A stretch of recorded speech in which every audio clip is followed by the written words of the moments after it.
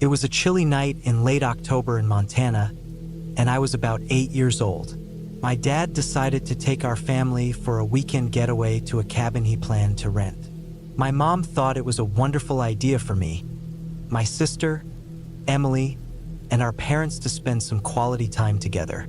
So we booked a cabin for a few days and took Friday off from school to get an early start, which I didn't mind at all. When we arrived, it was freezing, almost December weather, so the cold made sense. We unpacked and decided where everyone would sleep. After dinner, we got ready for bed, chatting about what we would do the next day. Since we arrived late, there wasn't much to do on the first evening. That first night, I heard strange noises outside, like footsteps. I peeked out the window but saw nothing, assuming it was just an animal.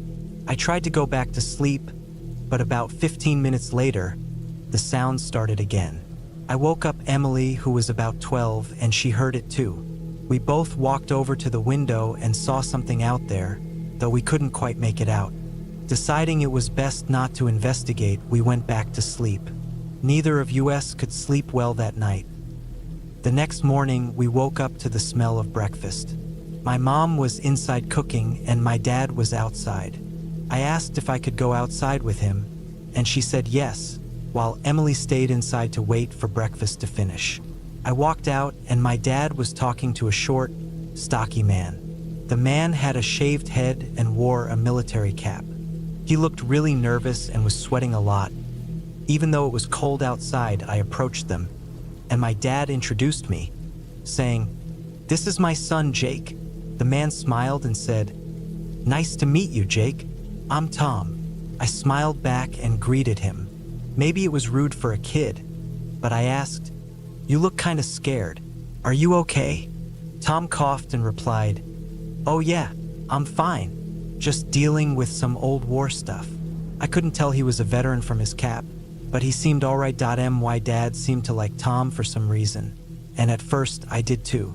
Tom mentioned that he had also rented a cabin with his family nearby, so he decided to introduce himself. My dad invited him inside for breakfast, and Tom stayed with us, acting normal. After breakfast, I went outside to play with my dad and Tom. While we were playing, I tripped and scraped my knee, starting to cry. My dad was inside at the time, which wasn't the best moment, as my mom was calling for him. Tom quickly came over and told me to come with him to his cabin because he had some band-aids. I agreed and followed him. I wasn't very cautious and told him about the video games I liked. Then things started to feel strange. He asked me what shoe size I was and how old I was. I told him my shoe size and age, but he just chuckled and said something like, "Good to know." His cabin was far from ours, at least a 20-minute walk. I was tired and didn't need the band-aid anymore, but I kept walking with Tom since I had already walked a long way. When we entered his cabin, he told me to go in first. As soon as I stepped inside, I realized there was nobody there. No family. I asked him where his family was, but he didn't respond, pretending not to hear me. Then he locked the door, and I started to feel scared. He said he'd be right back with the band-aid, but he didn't. Instead, he went into the kitchen, pulled out a band-aid, and came back to help me.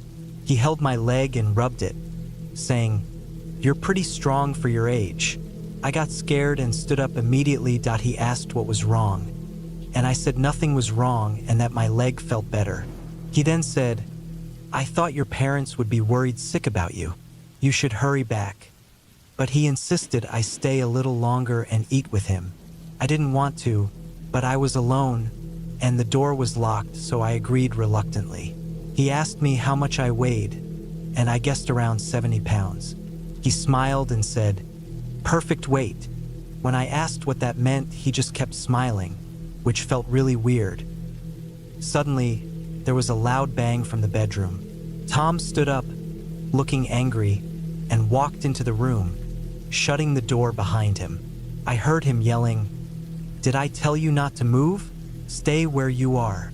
I have company," before he left the room with a smile and said, "Sorry about that. That's just my wife. She's really sick and can't be around visitors today." He smiled while saying that I really wanted to leave and looked around the room, noticing clothes scattered everywhere. It was messy, like he'd been living there for a while. Just then, his wife came out of the room.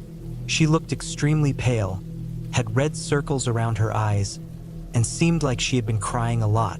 She sniffed and had a sad expression. Tom yelled, "Get back in there." His wife looked at me and then walked back into the room.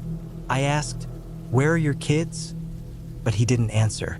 He said he had some clothes for me to try on, which was the last straw. I had to escape but didn't know how. I started crying, and then he hugged me, saying, "It's okay. Nothing's going to happen. Just try on the clothes." Seeing an opportunity, I unlocked the door and tried to leave quietly. I didn't care if I got lost anymore. I just didn't want to take any more risks with Tom. As I was running through the woods, trying to find my way back, I could hear him shouting things to his wife, like, "Where did he go? You probably let him leave." I also heard him call her some nasty names a few times. Then, I heard footsteps and hid behind a tree, watching as Tom stood outside, looking for me. He stepped out into the forest and shouted, "Hey kid, it's okay. You can come back now. You don't have to try on the clothes. I have toys back in my cabin. Just come back." I started running as fast as I could, hoping to find someone from my family. I kept running and heard more shouting but didn't stop to listen. After about an hour, I finally saw our cabin. I ran to it, and my dad was outside looking for me.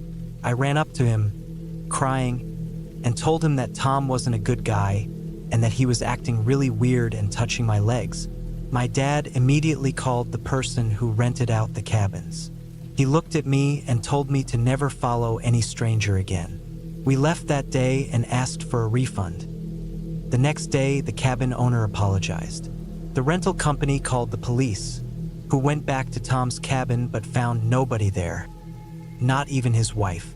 All his clothes and belongings were still inside, but there was no sign of him. They couldn't find anyone, and they never contacted us again. Tom was likely not his real name, and he probably wasn't a veteran. I still wonder what happened to him and his wife and how he ended up living alone in that cabin. It felt like he had been there for a long time and left when he realized the police might come after him. There are so many questions that will never get answered.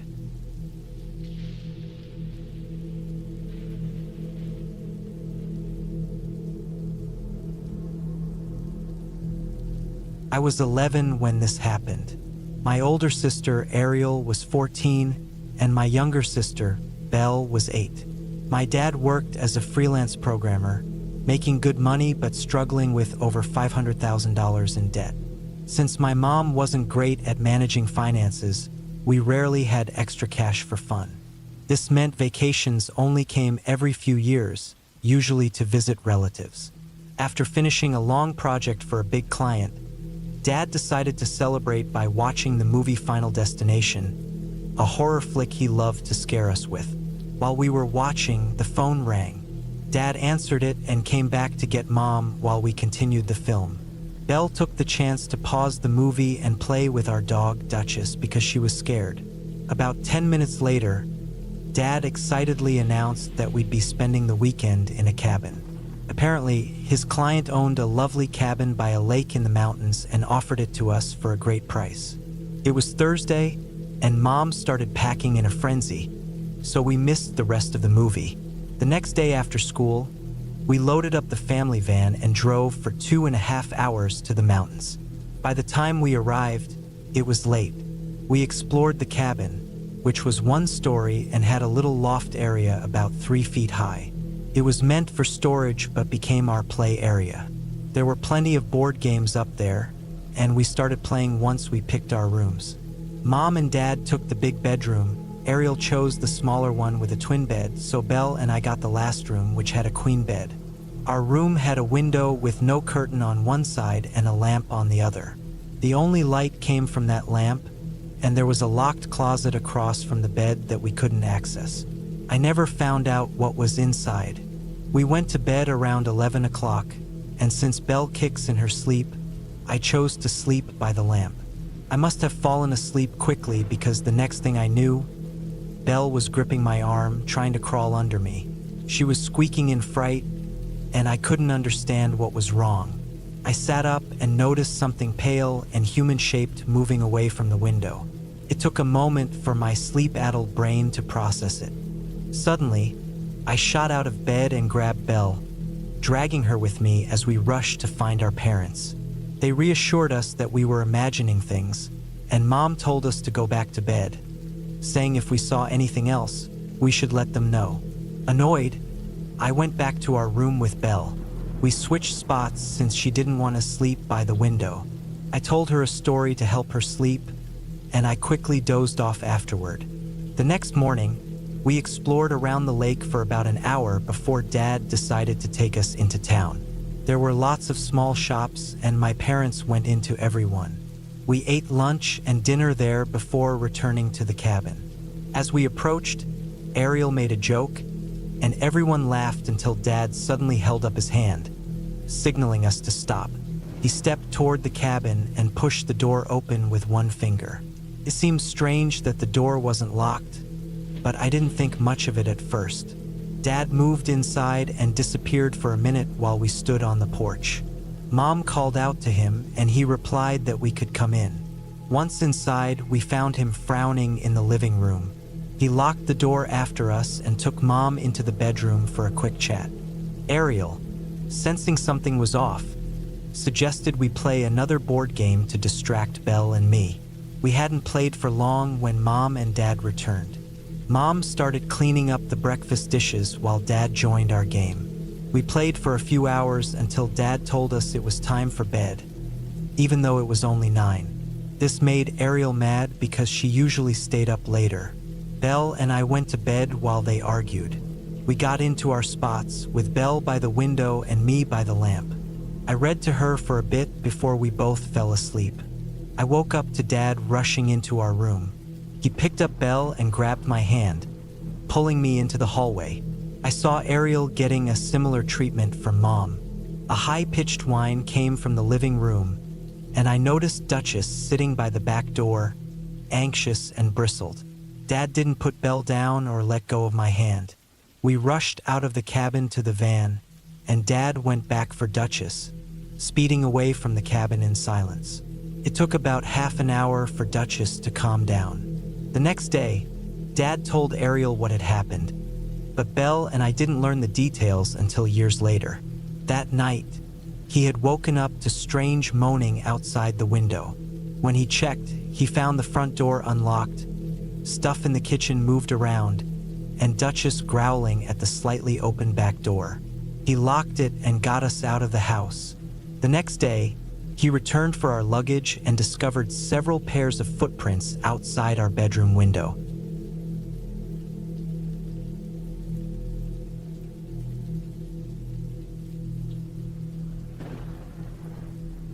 My friend Sarah owns a cabin by a lake in Oregon, and one summer she invited me and her cousin, Jake, to stay there. We had a fantastic few days, and on the last night, just like the previous evenings, we went fishing at the lake, which was only a 5-minute walk from her cabin. It was around 7 p.m., and fishing was ideal at that time. To reach the beach, though, we had to walk through a small section of woods. There was a trail in the middle that during the day was used by women jogging with strollers and kids running to another nearby beach. Our spot was a bit more private, and there was no clear trail to get there. The hill down was steep and slippery, and on the way back, it required climbing on all fours to reach the top. We stayed at that beach until about 8:30, just sitting in the dark and relaxing. We were well-behaved kids and mostly just sat on a log, chatting. It was one of those strange moments where you suddenly look around and realize it has gotten dark.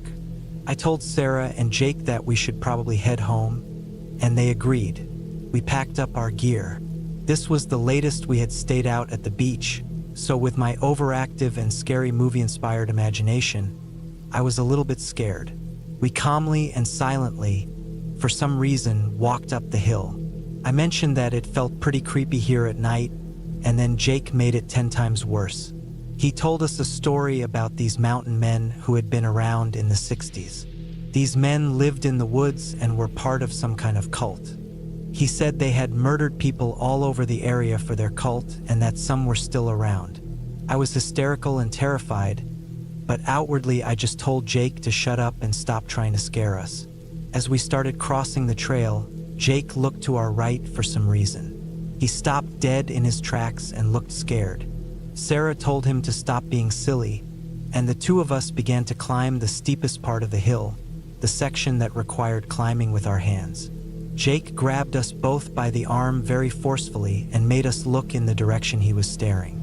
At first, I couldn't see anything and just wanted to get home, but then my eyes adjusted, and I saw a large man, assuming it was a man because of his shape, stumbling toward us pretty slowly. Who knows what his intentions were? But being kids, we freaked out and scrambled up the hill as fast as we could. We all turned around at some point and saw that the man was running, stumbling faster toward us as we climbed.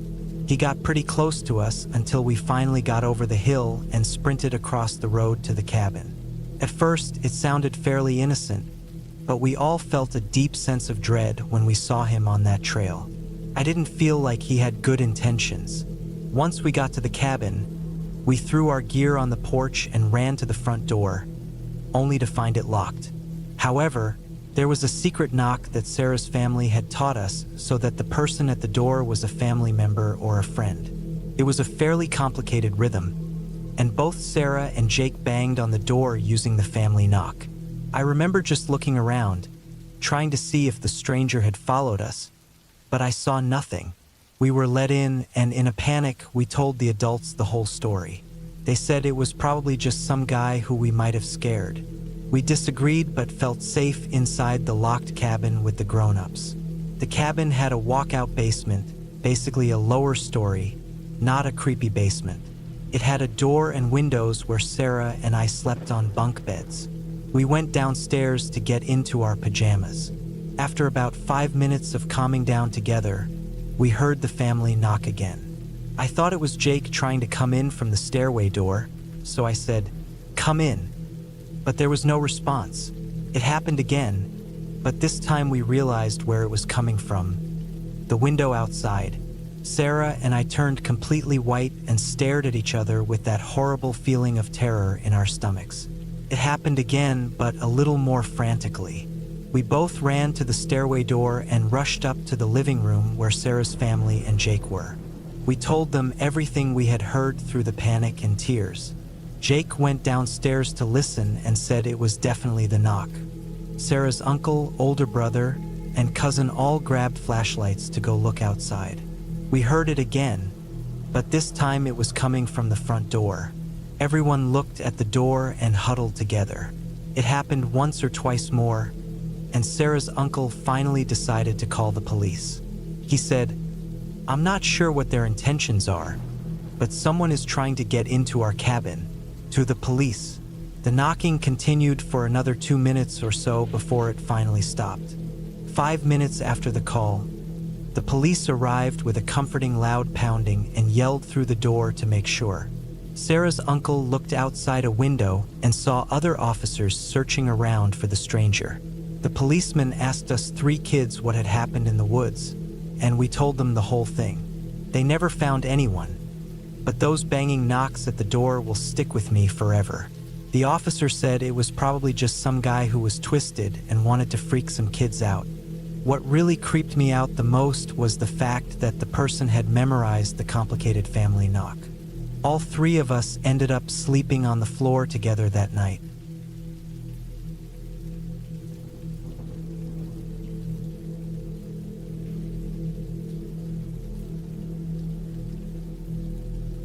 This is a true story, and every time I share it, it captivates everyone in the room. So, in the summer of 2021, my friends Ryan, Lily, and I decided we needed a break. Cabin fever had hit us hard, and we were desperate to get away.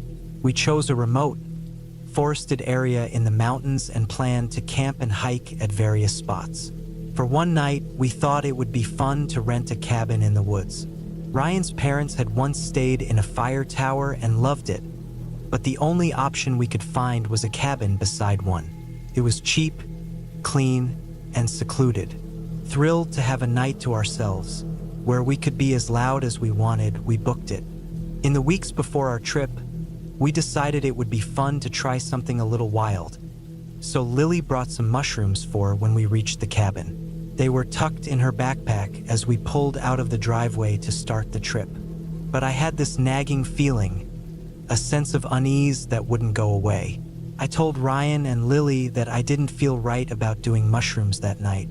Lily was really upset and we got into a huge argument, but I stood firm. Something just felt off and I didn't want us to trip that night. After the argument, we moved on and continued to the cabin.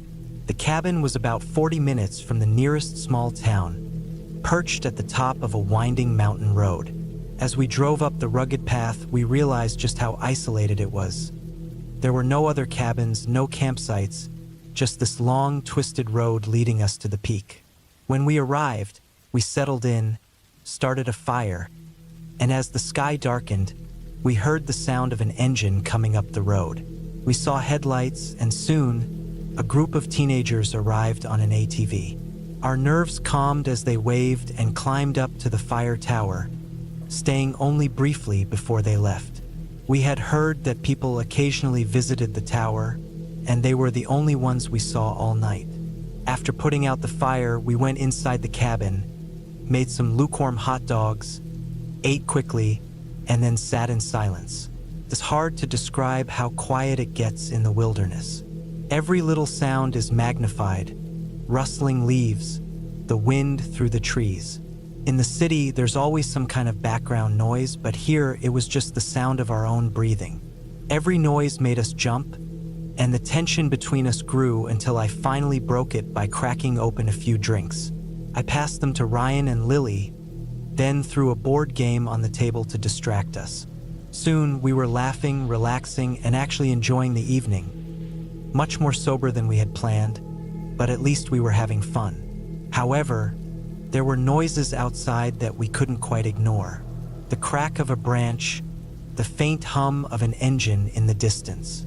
We were all on edge but tried to play it off like it was nothing. Then, suddenly, a hand slapped the window, 3 loud thuds, and we all screamed. Ryan grabbed his phone, called 911, put it on speaker, and handed it to me while he grabbed a couple of fireplace pokers for protection. Lily started calling her family, saying what she feared might be her final goodbyes. I held my breath, listening for any more sounds. Whoever had been outside must have heard us call 911 because everything went silent. They were trying to slip away quietly. The police arrived about 25 minutes later, which was incredibly fast for such a remote place in the middle of the night. They brought dogs to search the area but found nothing. One of the officers suggested it might have been a bear, but the looks on their faces said they didn't really believe that. Besides, we barely cooked those hot dogs, and why would a bear knock on the window like a person, especially after we screamed? The officers had one odd detail to share. They passed a car at the base of the mountain on their way up. That was the only sign of anyone else around. Hearing this, my blood ran cold. Ryan and Lily, still in shock, didn't fully grasp the significance of that car at the time, but I couldn't stop thinking about it. To make matters worse, when we checked Lily's car, it was covered in handprints. Handprints that didn't match any of ours and were in spots we hadn't touched. We quickly packed up everything, tossing our belongings into the car, eager to leave that place behind. We followed the police down the mountain, every bump in the road taking us further from that eerie cabin, and I was thankful for it. Couldn't sleep that night. The thought of that car haunted me. There was nothing else on that mountain, no campsites, no pull-offs. Whoever had been outside had parked far down the road and hiked up, making sure they wouldn't be seen. They didn't want to scare us with a quick prank. They had planned it, moving quietly and intentionally. I still don't know who or what was out there that night. Maybe it was a twisted joke, or maybe it was something much more sinister. I'll never know, but I'm grateful Ryan called 911 when he did.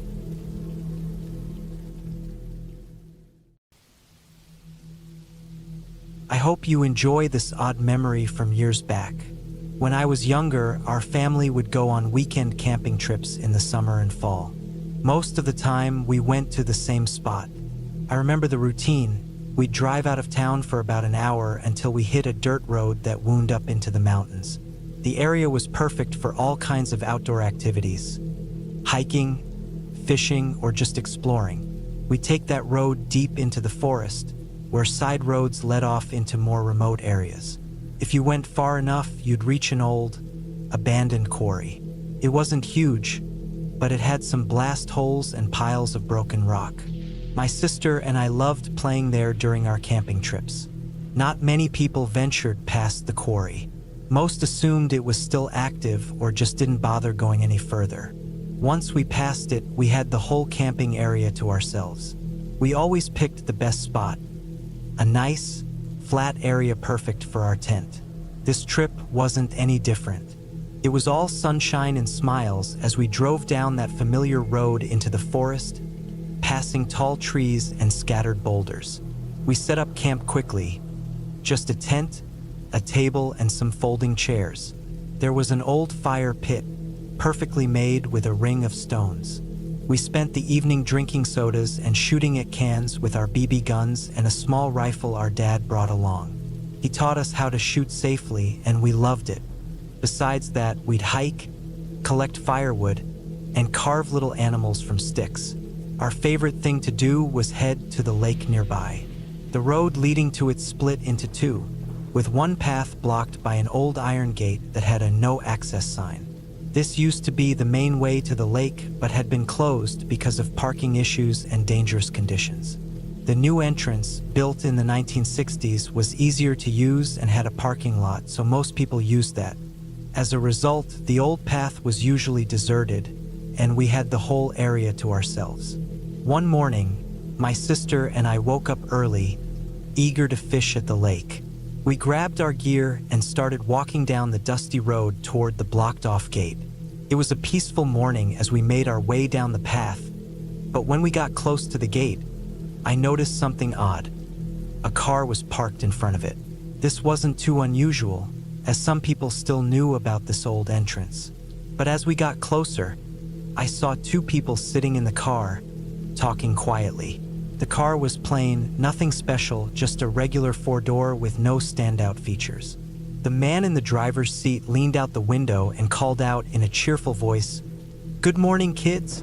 His friendliness caught me off guard, but I saw a woman sitting next to him, so I figured it was just a couple out for an early morning trip. "Good morning," we both replied. The man then asked where our parents were, and I told him they were back at camp. The woman chimed in, warning us to be careful since the hike to the lake was long. We thanked them and started walking away when the man called out again. "Is that your sister?" he asked. I nodded, feeling a little uneasy now. "Take care of each other," he added with a strange smile. Both he and the woman then grinned at us in a way that sent chills down my spine. Something felt off. My sister, oblivious, kept walking ahead while I hurried to catch up. As we made our way down to the lake, I couldn't shake the creepy feeling those two had left me with. But by the time we reached the water, we were back to enjoying the morning, casting our lines into the calm lake. We spent hours fishing and exploring, even catching a few trout. But then something strange happened. We moved to a shaded spot by some rocks and, as we were setting up again, my sister pointed out something on the rocks. It looked like blood, dried and caked onto the stone. I wasn't too alarmed at first. It's common to see blood while fishing, especially if someone had cleaned their catch nearby. But it still made me uneasy. Then, as we continued fishing, a pair of dress shoes floated by us. They were fancy, the kind you wouldn't expect to see out here, and one of them had bloodstains inside. My mind flashed back to the couple in the car. Were those their shoes? And if so, why were they here and why was there blood? I told my sister it was time to go. We packed up our gear quickly, and as we climbed back up the steep trail, I kept glancing over my shoulder, half expecting to see someone following us. When we reached the top, the car was still there, but the people were gone. Just as we started to relax, I heard a whistle behind us. I turned around and saw the man from the car standing in the trees, barefoot this time, just watching us. The woman's voice followed, though I couldn't see her. "Did you catch anything?" she asked. My sister started to answer, but I stopped her. Something was very wrong. I grabbed my sister's hand and told her to run to our parents. She took off like a rocket, while I stayed back, watching the man and woman as they stood there, smiling those eerie smiles again. They didn't chase us, but I couldn't shake the feeling that they were playing some kind of twisted game. When we finally made it back to camp, out of breath, we told our parents what had happened. My dad went to check it out, but by the time he got there, the car was empty. The couple had vanished, leaving behind nothing but that uneasy feeling. We never saw them again, but I'll never forget that day. Something about them wasn't right, and to this day I still wonder what their real intentions were.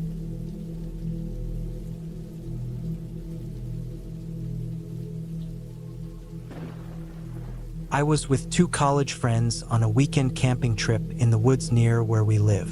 For privacy, I'll call them Sam and Alex. Neither Sam nor I had much experience with outdoor activities, so Alex was the one leading the way. He knew of a small spot by the river that he often visited. It was a few miles through the forest, but once we arrived, there was a large open field near the river where we set up our camp. No one else was around, so we had the place to ourselves. We set everything up right in the middle of the field, between the woods and the river. Afterward, we pulled out some drinks and gathered around the campfire. A little while after arriving, I noticed a few people standing by the tree line. They were dressed like hunters, with camo clothes and backpacks, blending into the woods. However, I didn't see any rifles. They were far away, so maybe I just couldn't make out the details. I pointed them out to my friends. Alex looked confused and said hunting was illegal in these woods, and besides, it wasn't hunting season. He seemed genuinely concerned that these people were out here. Sam, on the other hand, just joked that Alex was overthinking it, and we went back to our conversations. A few hours later, we decided to turn in for the night. The sun had been down for a while, and the hike had exhausted us. We all retreated into our tents, but I found it difficult to sleep. The thought of being out in the open, in a small tent, lying on a thin mattress just made me feel uneasy. I must have been awake for at least 2 hours when suddenly, I was jolted by the sound of footsteps approaching our tents. At first, I thought it was Sam or Alex, maybe returning from using the bathroom. But I soon realized there was more than one set of footsteps. 2 or 3 people, maybe more, were walking together in a line. I looked at the thin walls of my tent, expecting to see flashlights coming toward us, but there were none. Whoever was out there must have seen our tents, set up in the middle of an open field, no less, and yet they walked right past us, barely making any noise. I stayed still, pretending to be asleep, quietly listening as they got closer. They came within just a few feet of us before passing by. Once I was sure they had moved far enough away, I quietly unzipped my tent and peeked out. At the same time, Sam unzipped his tent too, and we exchanged worried looks. We could still make out the shadowy figures of the group, walking away into the distance. I crawled out of my tent and quickly woke Alex, explaining what had happened. To my surprise, he seemed even more freaked out than either Sam or me. Likely because, being more experienced, he knew how strange this situation was. We began hurriedly packing up, not wanting to spend the rest of the night there. As we were stuffing things into our bags, Alex suddenly whispered, his voice trembling, for us to hurry. Sam and I looked up to see what he was staring at. There, by the tree line, were 5 or 6 figures standing still, watching us. Panic surged through me. I quickly shoved the remaining gear into my bag, and we all sprinted toward the trail. We left our lights off, hoping not to draw attention to ourselves, making the trek through the dark woods difficult. Despite that, we made it back safely. We never figured out who those people were or what they were doing, but based on everything that happened, I doubt it was just a coincidence that we crossed paths with them that night.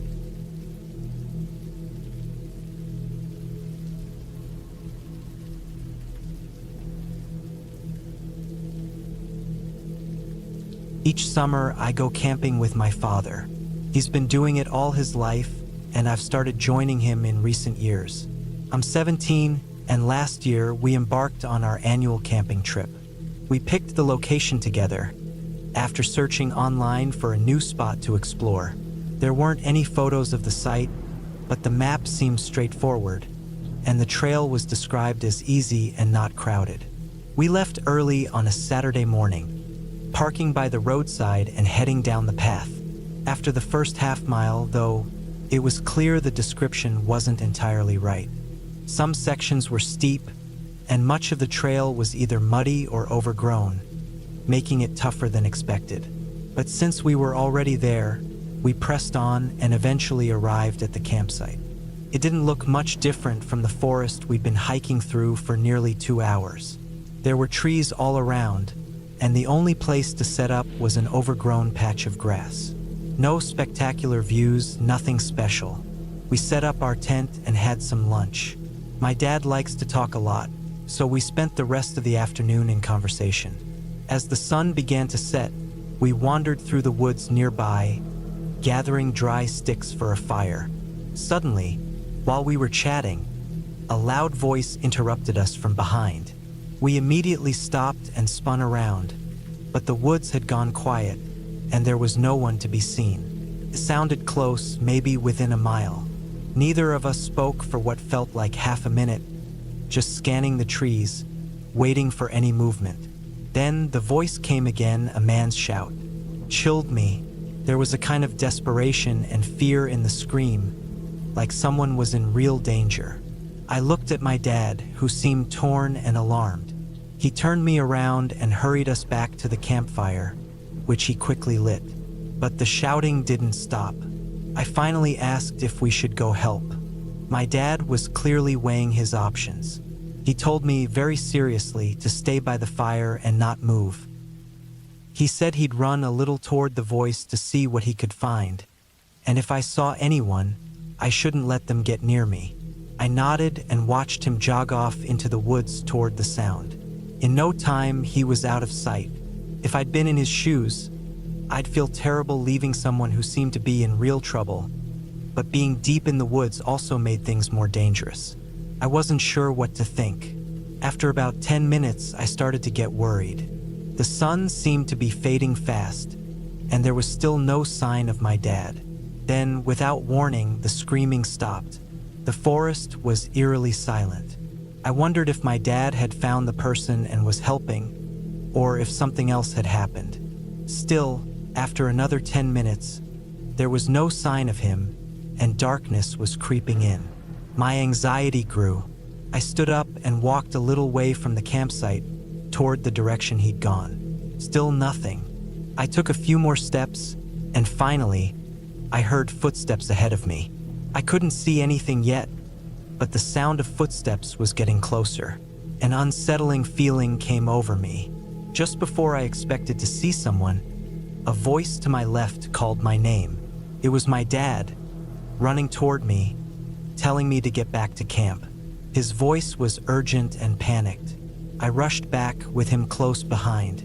He quickly grabbed only the essentials, stuffing them into his backpack. The look on his face is burned into my memory.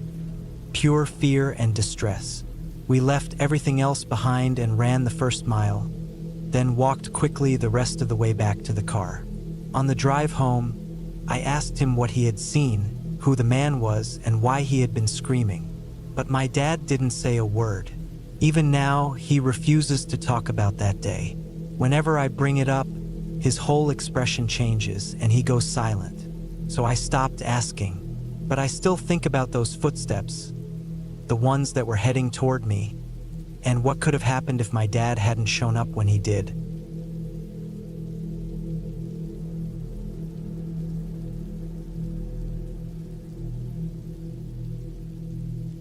Last year, I spent a couple of weeks in Wyoming. I had a small camper set up on the back of my SUV and was staying in campgrounds or anywhere public land was available.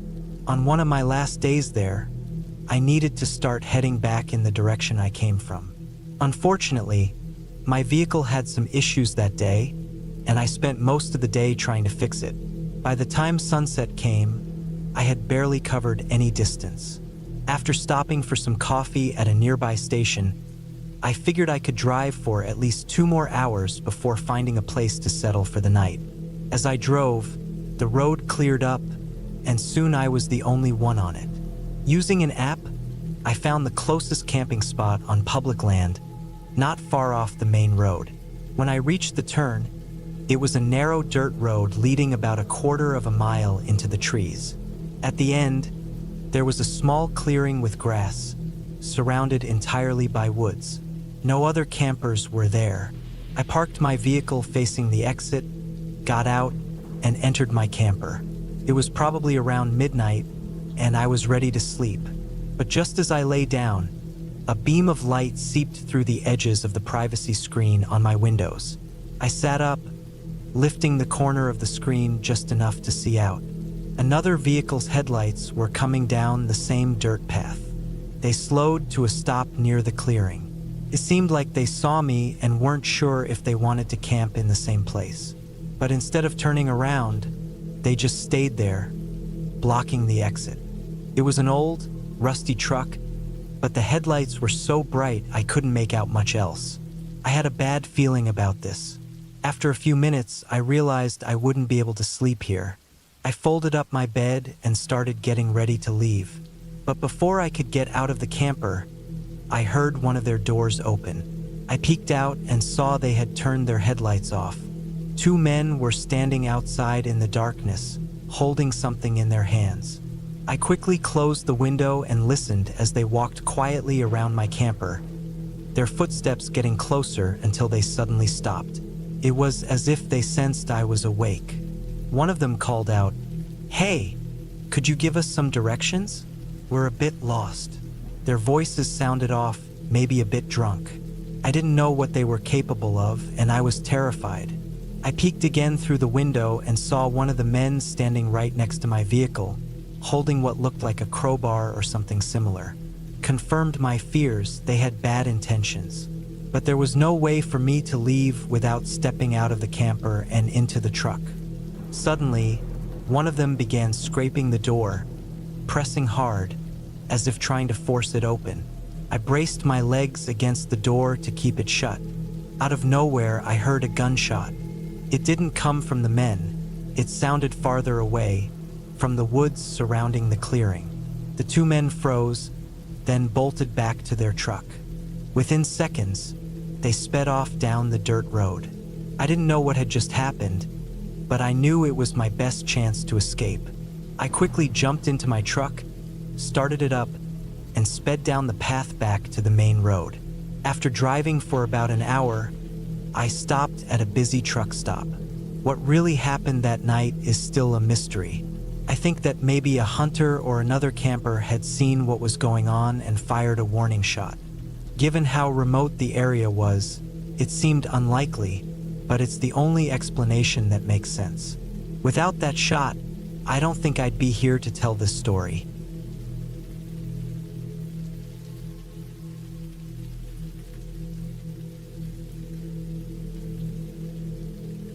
Just over 2 years ago, I went on my first camping trip.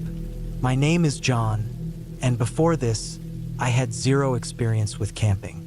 I had always wanted to try it, and the only way to get into it was to actually go. So, I chose a campground about an hour and a half away from my town. It seemed like a good balance, not too busy but not too isolated either, which I thought was perfect for my first time. I arrived at the trailhead around noon, then hiked a few hours to the camping area. There were some picnic tables and a couple of built-in barbecue pits scattered around. A few smaller trails branched off to individual campsites, where some other people had already set up tents. I found a spot down one of the smaller paths, dropped my stuff, and spent the next hour putting up my tent and making sure everything was in order. By then, a few people had gathered in the central area, chatting and cooking on the grills. I'm not exactly the outgoing type, so I didn't feel like joining them right away. About half an hour later, a guy came over to my campsite and invited me to hang out with his group. He seemed friendly enough, so I decided to join them. I followed him up to where the others were hanging out. Everyone was pretty laid back, so I ended up staying with them for about an hour before some people started heading back to their tents. I said my goodbyes and went back to my campsite as well. It was probably around 6:30, so there was only about an hour of daylight left when the same guy from earlier, who introduced himself as Chris, came by again. He looked to be around my age, in his mid-20s. Chris asked if I had been to this spot before, and when I said no, he asked if I knew about the hidden lake nearby.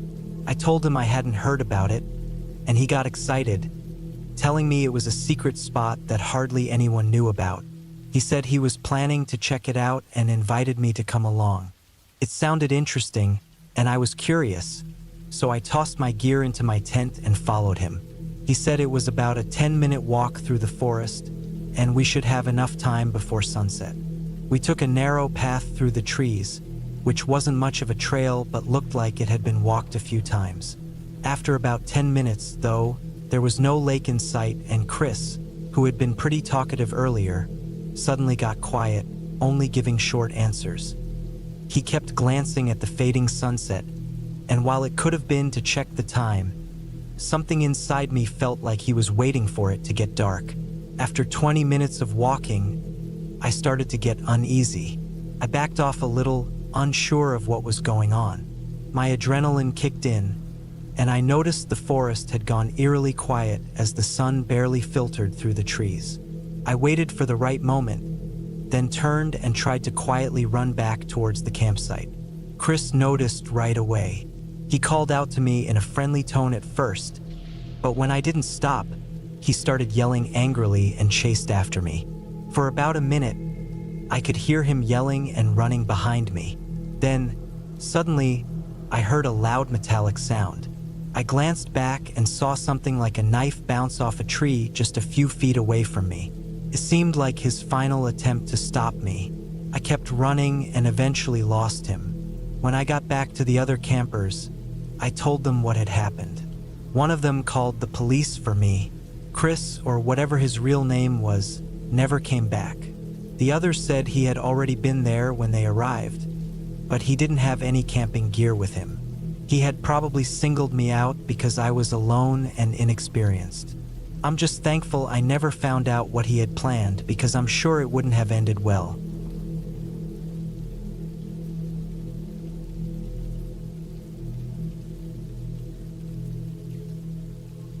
I was hiking in Oregon, spending a few days exploring the wilderness. I was already around 15 miles away from the nearest road and hadn't seen a soul for the first 2 days. It was early fall, so the air had a chill that probably kept most people indoors, but I had all the right gear for it.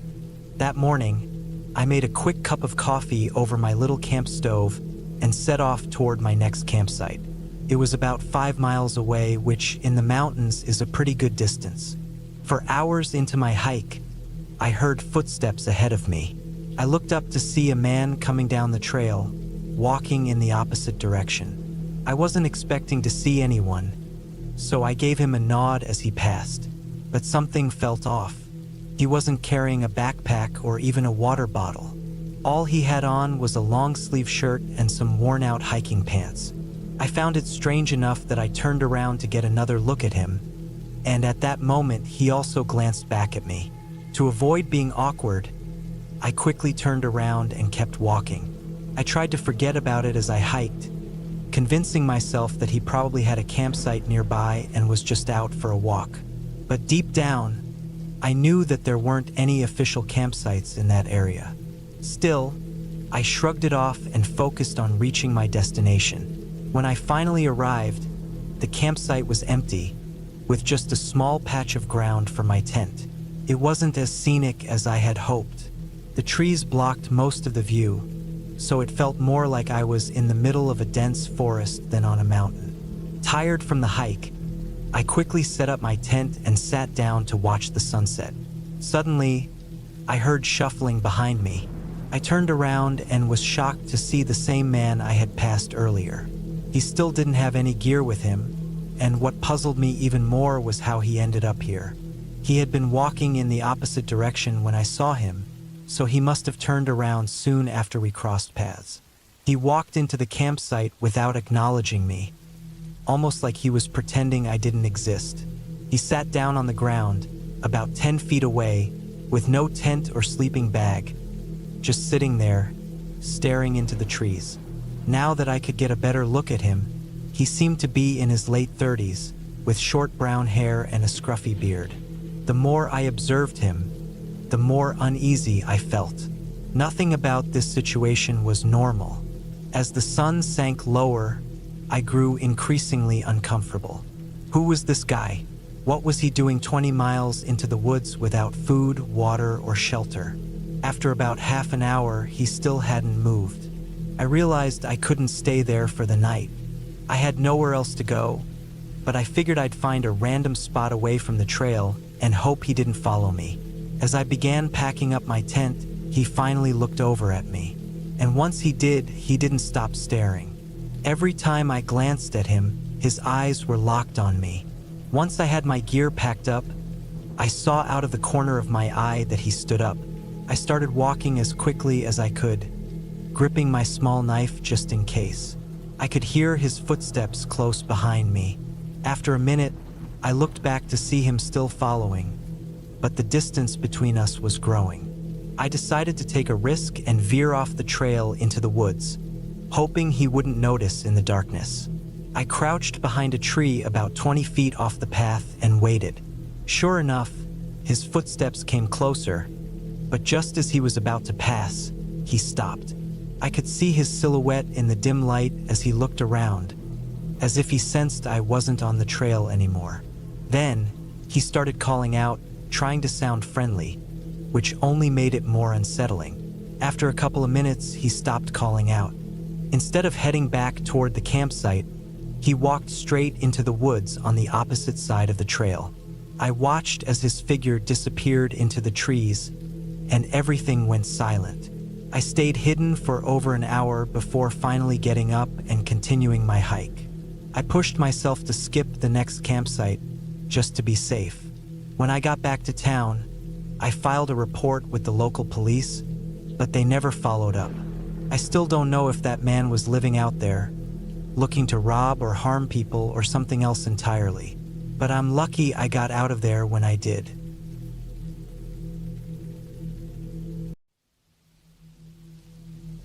I've been a passionate hiker for as long as I can remember, largely due to where I grew up. Living near parts of the Appalachian Trail, it becomes part of your lifestyle. Most people between Georgia and Maine have probably hiked some section of it in their lifetime. One spring, I set out for a solo hike, timing it after the rains had passed so the trail had some time to dry out. That weekend, there weren't too many hikers, but enough people were around, including day hikers and some campers like myself. It was a diverse group, so there was always someone around in case you needed help. This was day 2 of my 4-day trip, and I had planned to cover about 25 miles of backcountry hiking. My friend would pick me up at the designated trailhead. I had all the essentials in my backpack for the journey. On the second day, while coming around a bend, I saw 2 guys hanging around a tree stand. I waved, they waved back, and we both continued. They appeared to be resting, but then I noticed they were heading in the opposite direction, toward me. It's common to cross paths with people like that, so I didn't think much of it. It wasn't the first group I passed that morning. As we approached each other, I greeted them and asked where they were headed. They mentioned a lookout point, but I knew the direction they were going wasn't right for that. I told them as much, and they laughed, admitting they were lost. I offered to help since I knew the area well, and they accepted, but as we talked, it became clear they didn't actually know where they were going. They couldn't even tell me where they'd started. The longer we talked, the stranger it felt. They were avoiding my questions, talking in circles, and seemed uninterested in my help. Then, I noticed something odd. They were both too clean for people who claimed to have been out on the trail for a while. When I asked how long they'd been hiking, one said 2 days while the other said a week. That confirmed my suspicion. Something was off. Encounters with drunks or vagrants aren't uncommon on the trail, so I decided to move on and wish them luck. I told them if they kept going, they'd reach a parking lot in about 12 miles. They thanked me and went on their way. I hiked for the rest of the day without issue, though my feet began to hurt as the sun started setting. I decided it was time to set up camp for the night. Normally, I keep things simple and don't even bother with a fire, making it easier to pack up quickly in the morning. But this time, I decided to take my time, enjoy a meal, and settle in properly. I found a fire pit off the trail and got everything set up for dinner and the night ahead. My campsite was a few hundred feet away from the trail, which is what most people do to avoid camping directly on the trail. It also offers some privacy, especially for those awkward bathroom breaks. While I was preparing dinner, I noticed a steep cliff not far behind me.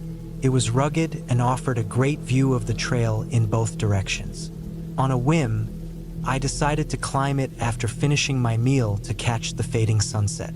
This was out of character for me, but it turned out to be a life-saving decision. When I reached the top and settled in with my back against the rock, enjoying the view, I noticed something moving through the trees below. It was those two guys again, the ones I'd seen earlier. They were walking toward my camp but weren't on the trail. They were about 20 feet off, moving through the brush, trying to stay hidden. It was strange to see them again, especially since they were headed in the opposite direction earlier. Their movements were deliberate, like they were trying to be sneaky. I watched them closely, finishing my meal, and wondered what I should do next. As I mentioned before, you meet all kinds on the trail. Some people are harmless, while others are not. I decided it was best to return to my camp and make myself as invisible as possible. Back at my camp, I carefully put out my fire and packed up my gear. I had no way to lock anything, so I secured my backpack to a tree using zip ties, something I always carry with me. It wasn't a perfect solution, but it would slow anyone down if they tried to steal it. By now, the sun had fully set, and twilight was giving way to complete darkness. I was exhausted from the hike and settled into my bedding, holding my flashlight and knife close, just in case. I fell asleep listening to the wind and the sounds of insects. I'm not sure how long I slept, but I woke to the sound of footsteps in my camp. They were quiet but close, too close. I stayed still, listening as the footsteps circled around my fire pit and then moved toward my backpack, which was tied to the tree. I heard them fumble with the pack, trying to pick it up, but the zip ties held it in place. That's when I decided enough was enough. I sat up and yelled for them to leave. To my surprise, instead of running, one of the men lunged at me. He caught me off guard, but I had been preparing for this. We wrestled, but he had the upper hand since he'd literally jumped on me. I struggled to get free, only to have the other guy shove me back to the ground. Panic set in. I tried to talk my way out of it, but they weren't interested in listening. They just kept attacking. That's when it hit me. They weren't going to stop. Realizing the gravity of the situation, I fought back. I pulled out my knife and stabbed the man closest to me in the thigh. He screamed and backed off, and I yanked the knife free. His friend came at me, but I stabbed him in the foot. Both of them took off into the woods, screaming in pain. Shaken, I quickly packed up my gear and ran in the opposite direction, finding a place to hide until morning. At first light, I hurried back toward the trail, hoping to find someone. Eventually, I met a few hikers, but none of them had a phone. It wasn't until the third or fourth person that I got access to a satellite phone. We called for help, and I arranged to meet the rescue team at a nearby lot. I had a split lip and suspected I might have a concussion, but I was just glad to be alive. When I finally got to the hospital, I couldn't believe it. I saw those two guys there as well. I immediately told the police, who detained them, It turned out they'd been robbing hikers on the trail for months, and when the police searched their car, they found it filled with stolen gear. I was medically cleared within a day, but those men were arrested and charged. I have no idea what happened to them after that, but I hope they're still locked up. As for me, the attack left me with a touch of PTSD. I stayed indoors for nearly 2 years, just going to work and hanging out with friends, avoiding the outdoors entirely. Thankfully, I've since returned to my old ways.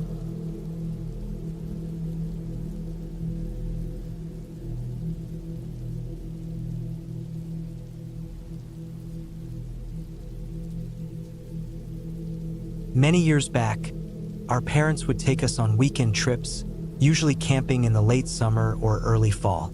These trips were often in the same area. We'd drive out of town, following a road for around 40 miles until it intersected with a dirt path leading up a small mountain. This area was perfect for outdoor activities like dirt biking, hiking, or even target practice. The road wound up through the woods, splitting off into different paths leading to remote spots. If you followed the main road far enough, you'd reach an old, abandoned quarry. It wasn't huge, just a few large blast holes and heaps of broken rock. My brother and I loved playing around there during our trips. Oddly enough, most people never ventured beyond the quarry, maybe thinking it was still operational or assuming there was nothing beyond it. Past the quarry, the camping area was open and often deserted. We would always pick the flattest spot and have the whole place to ourselves. This trip was no different from the others.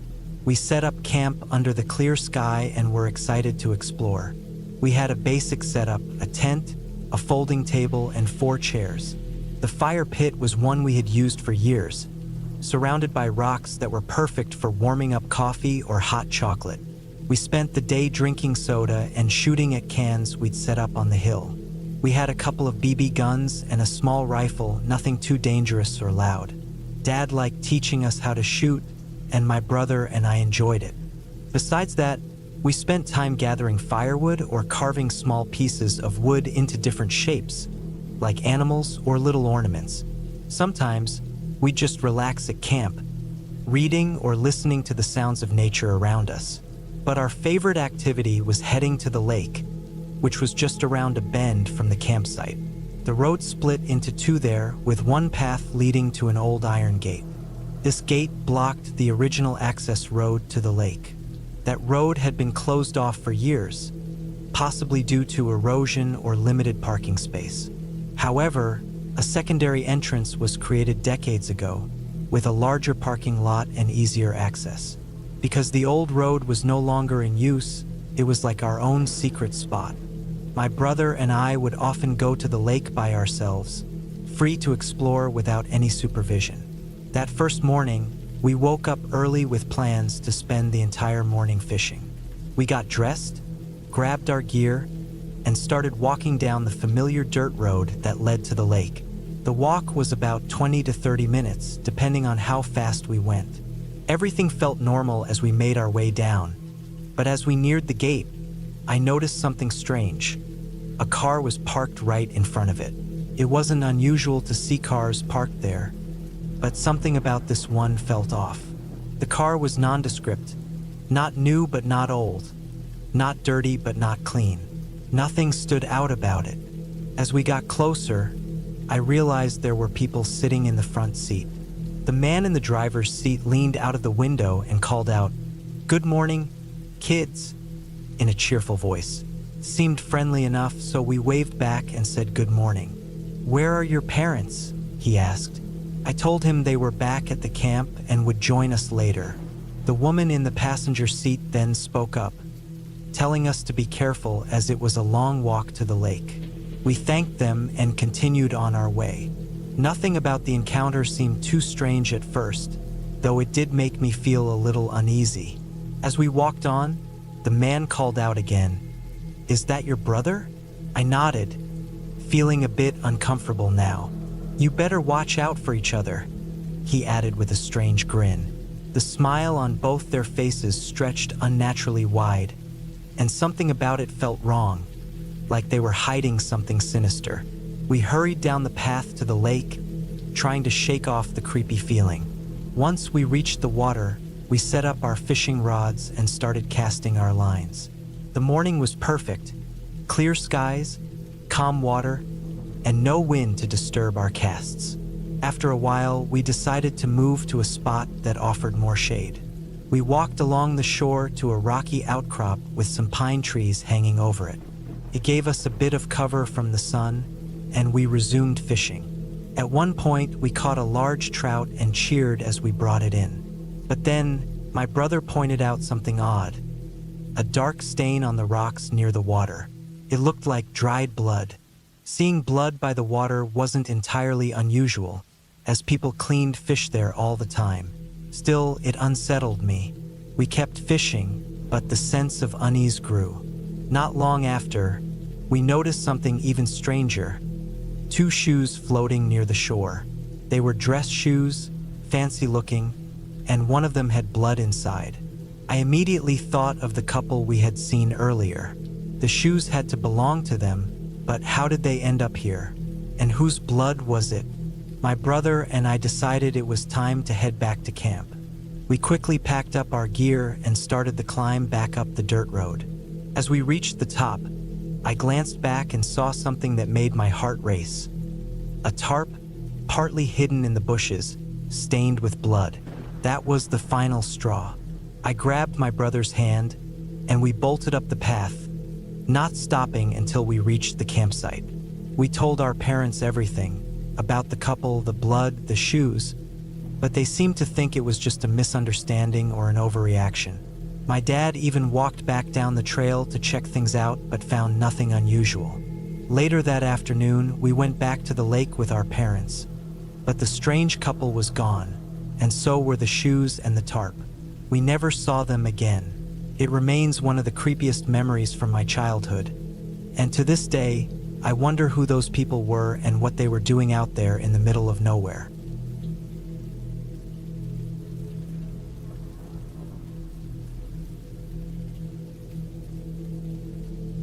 When my wife and I first tied the knot, she would take me to these huge family gatherings. They were always held far off the beaten path, usually at a ranch or cabin rental, and the extras would bring trailers or set up tents. It was the kind of reunion where even great-grandma in her wheelchair made it. As the new husband in the mix, I knew I had to show up and participate. I was blown away the first few times I attended, especially seeing the sheer number of people. The first day would probably see 100 folks, and by the second day, that number would easily double. People often asked if her family was Mormon or maybe from another large family culture, but they weren't. Just good old Southern roots. One year, the gathering took place near a secluded lake. There was a string of cabins already booked for family, but since they were packed full, my wife and I set up our camping gear by the shore. This suited me just fine, as I grew up camping and could fish whenever I liked. It also created a bit of space between me and the 200 in-laws roaming around. We brought along our chocolate lab, Seymour, and our son Jack, who was about 5 years old at the time. After getting settled, we made the usual rounds, greeting Aunt Betsy, shaking hands with Grandpa Dill, and teasing all the nieces, nephews, and cousins. I might make it sound like a chore, but honestly, these events were fun, at least at first. Playing with the kids and catching up with family made for a good time. But after a few days, things often started to unravel. The kids would get bored and cranky, which in turn would irritate the adults. Before long, someone would be drinking too much and arguments would break out. But none of that had happened yet. It was just day one, and we were enjoying ourselves. There were endless trails in every direction, so I led a few hikes with my son and some of the cousins. It was a lot of fun. As I got a feel for the area, we ventured into more interesting terrain, eventually finding a dry wash full of geodes and an animal burrow under a tree, scattered with bones, probably from a cow or small game. Nothing alarming, but it was still a cool discovery for the kids. We looped back toward camp, passing through some trees when I spotted a hunter's blind. I froze for a second, I wasn't much of a hunter myself, but I could tell no one was in it. I had the kids crouch behind a fallen tree for cover while I quietly checked out the blind. The zipper flap in the back was open, and the inside was tidy with a stool by the window flap. No people, no shell casings, nothing. The fabric was sun-bleached and worn, suggesting it had been there for years. I signaled the kids, and we continued back to camp without thinking much more about it. After all, we were out in the wilderness. If there was going to be a hunting blind anywhere, this would be the place. Later that evening, families were settling in with their respective groups, and we were hanging out with Uncle Pete and his kids when we heard a long coyote howl. The kids scattered, but the adults laughed it off. The howling was a couple of miles away at least, and with over 100 people out there, half of whom were probably armed, there was no real threat. Still, the kids found it thrilling, howling back in response as we sat around the fire, roasting hot dogs and enjoying a salad. After dinner, we cleaned up, put Jack to bed, and sat by the fire, our dog Seymour snoozing nearby. This was always one of my favorite moments. Sitting by the fire, holding hands with my wife, and gazing up at the stars. The next day, more family arrived, about 70 more people, and the place got even busier. The kids had a treasure hunt. There was a 3-legged race, some potato cannons, a butter churning contest, and even a whittling class. These reunions had a way of bringing everyone together, teaching the kids life lessons through fun activities. But by the afternoon, the heat and boredom were starting to wear on people. The kids were whining about the lack of TV, and tensions were rising between different family groups. Little arguments broke out here and there, nothing serious, just the usual irritability that comes from too many people in one place. Jack and I went fishing, played fetch with Seymour, and took a sunset hike. My wife spent most of the time catching up with her family. By dinner, we were back at our campfire, with the lake behind us and the darkness creeping in. I remember the noise around the reunion growing louder as the night went on. Singing, clapping, kids getting rowdy.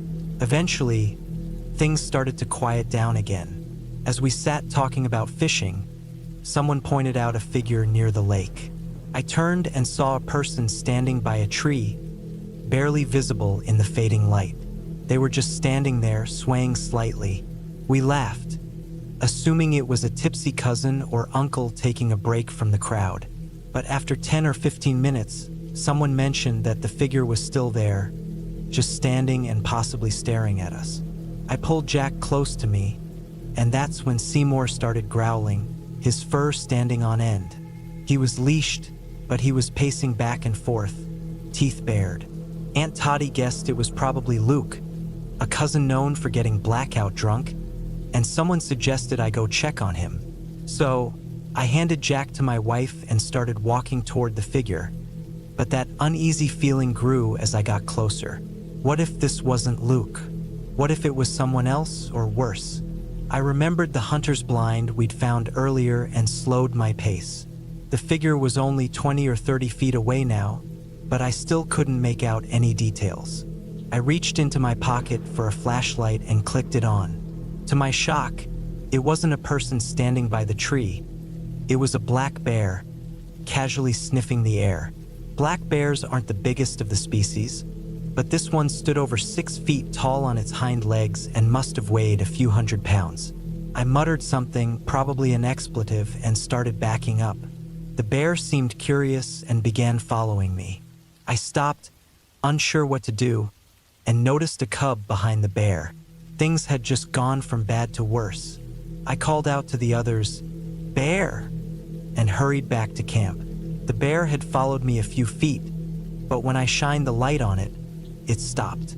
Within seconds, the whole camp was on high alert. People grabbed rifles and the teenagers waved sticks in the air, yelling to scare the bear off. Eventually, the bear backed into the woods, and we didn't see it again that night, though there were more sightings the next day. Looking back, I realize how close I came to danger that night. Had I approached it without the flashlight, that bear could have easily attacked me. Later, we found out that the family had rented a cabin in an off-season bear hunting area. We were right in the middle of bear territory, and none of us had any idea.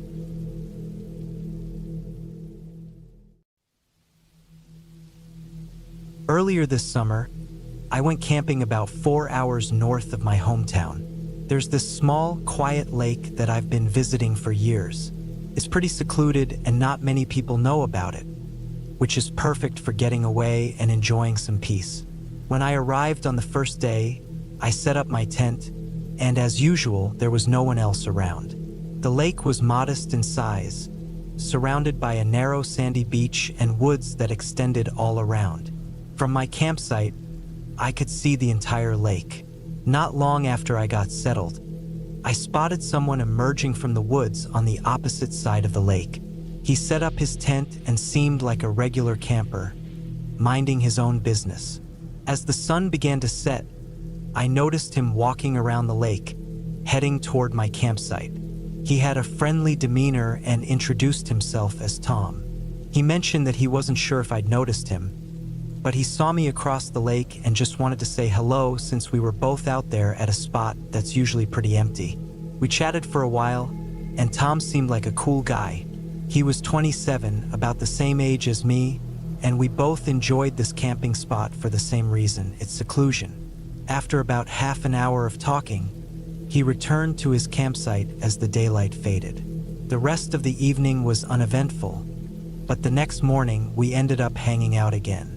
He brought over a six-pack, and we spent the day lounging by the lake, talking and enjoying the quiet.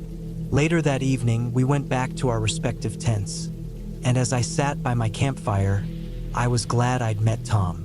He seemed like the perfect camping buddy, someone I could definitely see myself camping with again. But as the night wore on and I began to prepare for bed, I saw Tom walking around the lake again. His campfire had been out for a while, so I assumed he was already asleep. Apparently not. He came up to my fire, but something seemed different about him this time. "Everything okay?" I asked. He smiled, his usual self again, and said he'd found a cool spot with an amazing view and wanted to show it to me. I hesitated, saying it was getting late, but he insisted the view was better at night. His enthusiasm made it hard to refuse, and I thought, why not? I'm here to enjoy nature, right? I got up and followed him back around the lake and into the woods. There wasn't any trail, so I quickly realized that wherever this spot was, Tom had to know the area well to lead us through the dark without getting lost. After about 15 minutes, he started to slow down and pointed ahead with a grin, saying we had arrived. What I saw wasn't a view at all. Instead, there was a rundown RV or camper, covered in moss and rust, clearly abandoned for years. Confused, I turned to Tom, but his expression had changed. His face was blank, almost emotionless. "Tom, what is this?" I asked, but he didn't respond. Fear crept over me, and I began to look around frantically. That's when I heard the sound of the metal door of the RV creaking open. In a flash, someone else came rushing out, and without a second thought, I bolted into the woods. I could hear both Tom and the other person chasing after me, but I didn't stop. I ran as fast as I could, pushing myself to keep going until I could no longer hear them. Eventually, I slowed down and realized I had no idea where I was. I wandered through the woods until the sun started to rise, keeping alert for any signs of danger. When I finally made my way back to the lake, I stayed hidden in the trees and saw that all my camping gear was gone. It was as if I had never been there. I quickly got on the trail, made it back to my car, and drove straight to the nearest police station. I filed a report, but the authorities didn't seem too concerned. They said they would look into it, but I never heard anything more. I can't stop thinking about what they had planned for me that night, but I'm just glad I managed to escape before I had to find out.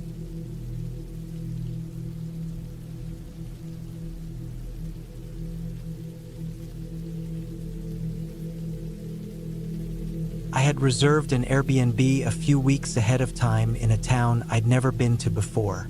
I was meeting a client nearby for work, so I only planned to stay one night and then drive back home. The drive took about 3 hours, and when I pulled into the driveway, I noticed how quiet the neighborhood was. Most houses had their lights off, and large trees covered the yards, blocking much of the view. The only thing that caught my eye was a person walking down the street. They were far away and didn't seem out of the ordinary, but something about it just felt odd. I went inside after unlocking the door and settled in. The house itself was pretty basic, nothing special, but it was perfect for my short stay. After checking everything out, I opened the front door to grab another bag from my car. As I stepped onto the porch, I noticed the person from earlier still standing in the street. They weren't walking anymore. Instead, they were facing the house. I started walking to my car, and as soon as they noticed me, they began walking away. I kept my eye on them, feeling uneasy, but they just kept moving down the road. I went back inside, locked all the doors, and even pulled my car into the garage just to feel more secure. Over the next few hours, I peeked outside a few times to see if that person was still around, but I didn't spot them again. I had an early morning ahead, so eventually, I went to bed. I slept all right, waking up a few times, but my alarm went off at 4 a.m., so I had to get up. It was still dark out since the sun hadn't risen yet. As I sat up in bed, I immediately noticed a light coming from under the bedroom door. I didn't remember leaving any lights on and figured I must have accidentally left one on in the kitchen. I got up and walked toward the door, but just before I reached for the handle, I heard something on the other side. It sounded like someone moving around at the end of the hallway. When I opened the door, I saw the living room light was on, which I knew for sure I had turned off. The sound continued as I moved down the hall, and when I peeked into the living room, there was a man rummaging through one of my bags. He was wearing a black hoodie and ripped jeans, the same clothes the person walking earlier had been wearing. He turned around to face me, but he didn't seem surprised. It was as if he had been expecting me. He dropped the bag and yelled at me to stay where I was. In that split second, I had to make a decision. I turned and ran back to the bedroom, slamming the door behind me just as he lunged at it. He rammed into the door and then started messing with the lock. Thinking fast, I opened a window and jumped out, running as far as I could. By the time the police arrived, the man was long gone, and so were my bags. What made the situation even scarier was that when the police checked, the bedroom door had been unlocked. He had picked the lock and entered the room. If I had tried hiding somewhere instead of escaping, I don't want to imagine what could have happened. The police believe the man had more in mind than just robbing me. I just hope he never comes looking for me again.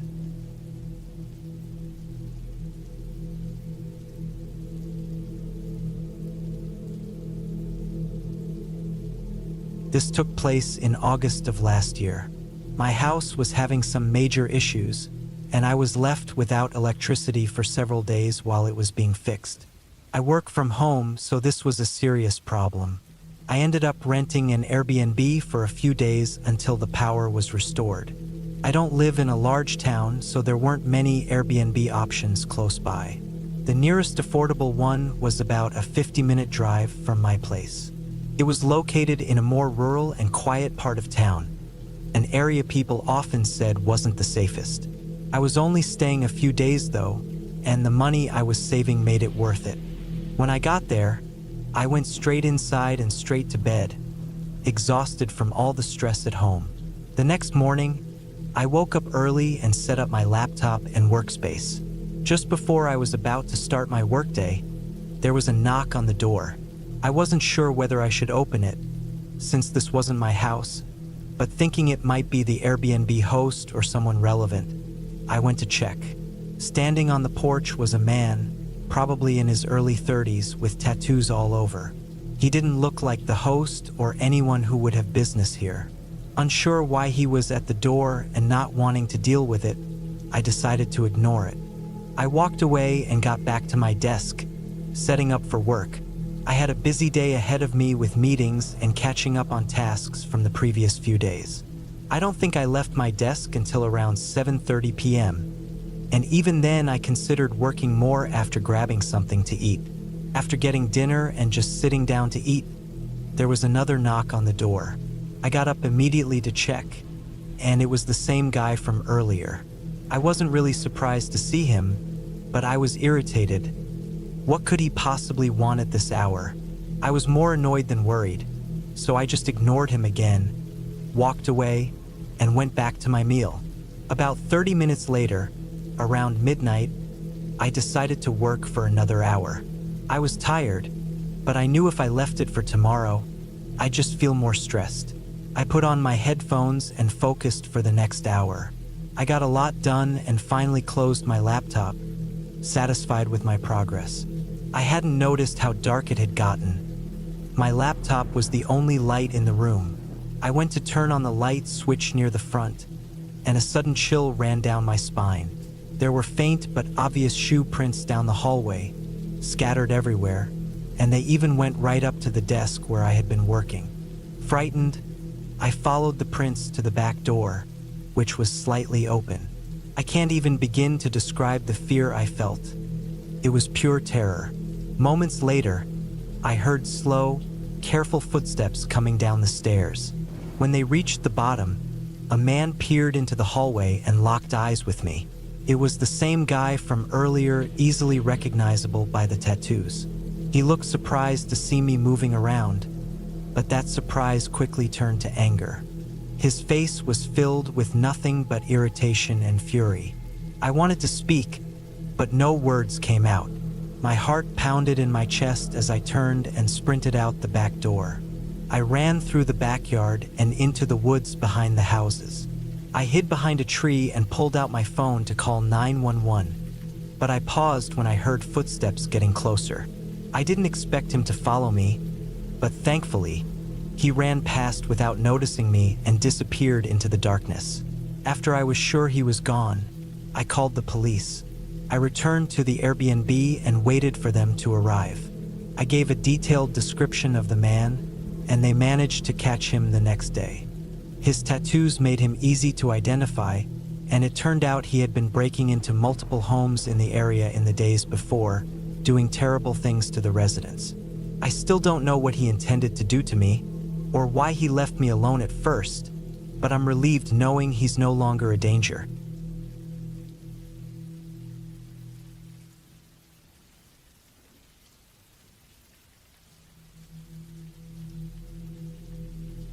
I was on a cross-country drive for a somewhat chaotic trip. I had some work tasks to complete at an office in Maine, and while I was already on the road, I decided to visit a few friends and family along the East Coast. On the fourth day of driving, I found myself spending most of the day traveling through Pennsylvania. While there were a few cool towns, a large portion of the drive took me through empty stretches of road. To reach my destination, I had to take a bunch of back roads, long, isolated, two-lane highways. As evening approached, the rain began to fall, and my fuel gauge was running dangerously low. I hadn't seen a gas station for quite some time, but I figured one would have to appear soon. However, this road wasn't passing through any towns. I continued driving in the rain for about another half hour, and just barely visible through the fog, I finally saw a sign for a gas station. Moments later, it appeared up ahead. It was tucked away in the trees off the side of the road, and it was tiny, just 2 pumps and a small building behind them. I didn't have much of a choice, so I pulled in and parked, getting out to open my gas tank. When I grabbed the pump and tried to swipe my card, nothing happened. I wiped the dusty screen to see what was wrong, but the screen wasn't even on. Frustrated, I went to the other pump, but it too wasn't working. With the rain pouring down and night fully settled in, it was hard to make out much of anything. The station looked run down and outdated, but I'd seen plenty of old gas stations before. Then I noticed a faint light inside the small building behind the pumps. Hoping there was someone inside who could help, I stepped out from under the pump overhang and hurried to the door. The glass was fogged up with moisture, so I couldn't see in, only the light reflecting through. I grabbed the handle, and it screeched as the door swung open. The moment I stepped inside, I felt something was off. The shelves were completely empty, some even knocked over, and the whole place looked like it had been wrecked. The light I'd seen was coming from the back and was clearly a small lamp, not the type of lighting you'd expect in a store. I didn't stay long. After seeing the condition of the place, I quickly stepped back outside into the rain. Something was very wrong there, and I wasn't about to stick around. As I turned back toward my car, I saw someone standing next to it. They were soaking wet, just staring into my car's windows. "What are you doing?" I yelled as I rushed toward them. They glanced at me, but then shifted their gaze to something behind me. I turned around to see the front door of the building had opened, and a man stepped out into the rain. He had long, dark hair and looked sickly. Without wasting a second, he started running straight at me. The person by my car didn't move, just backed away as I jumped inside. But the man running didn't slow down. He reached my car and tried to yank the door open. As I sped off, I heard a loud metallic scraping sound as something scratched against the side of my car. I didn't stop driving until I'd gone another 30 minutes down the road, where my car finally ran out of gas. Thankfully, I had cell service and was able to call for help. While I waited, I got out to check my car and saw a long scratch along the side of the door. It looked like the man had dragged something sharp, like a knife, across it as I drove away. Later that night, the police told me that the gas station hadn't been in service for at least a year.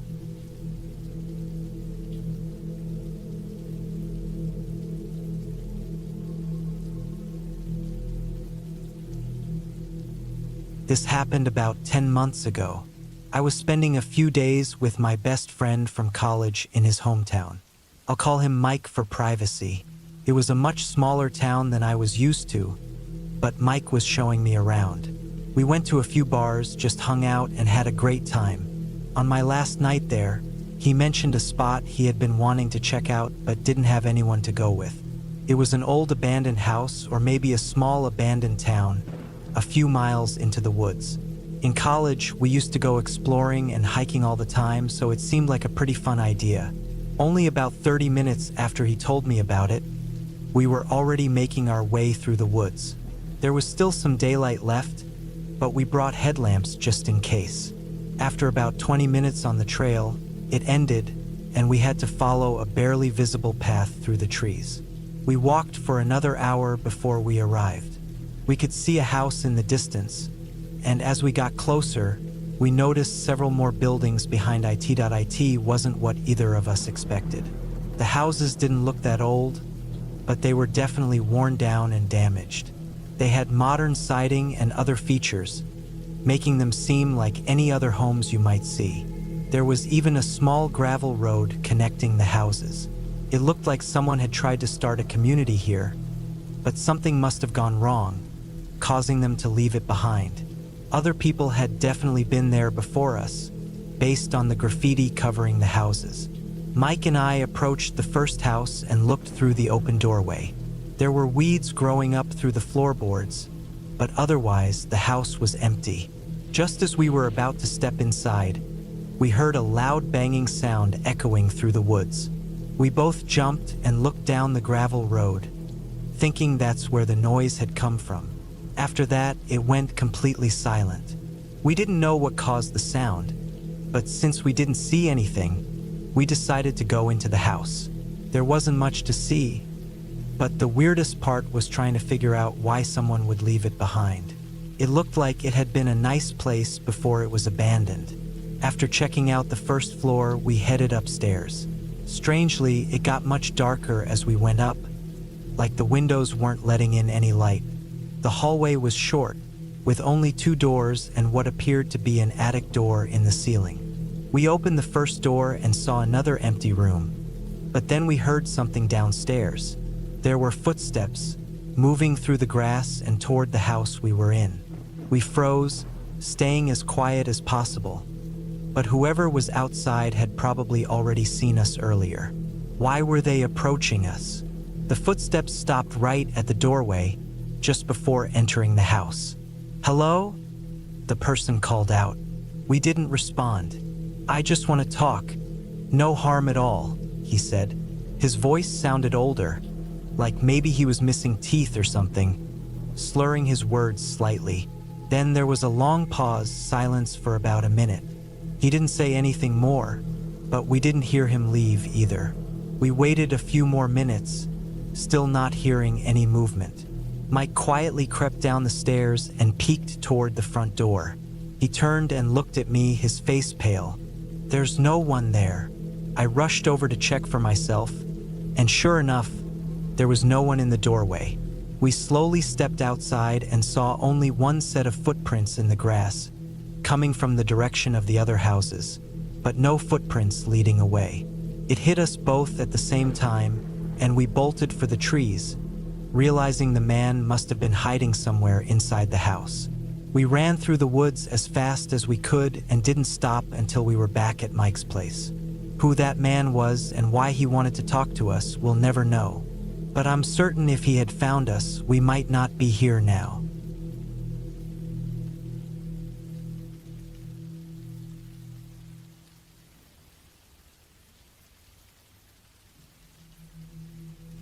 I was hiking through a path I'd found in a wilderness area. It was a loop trail that usually takes 3 days to go one way and 3 days to return. I didn't know much about the trail or how popular it was, but on these long hikes, you generally don't expect to see many people. On my third day, however, I passed a campsite and noticed a guy sitting near his tent. I decided to take a break, and we chatted for a bit. He mentioned he was staying the night and planned to reach the peak of the trail the next day. I told him that I was headed there that same day and might run into him when he arrived.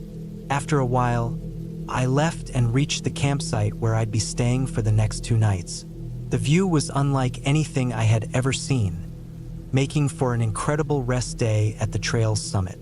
No one else came by during that entire day, and when night came, I was still the only one camping there. I remembered the man I had met earlier, who said he'd arrive at the peak that day, but he never showed up.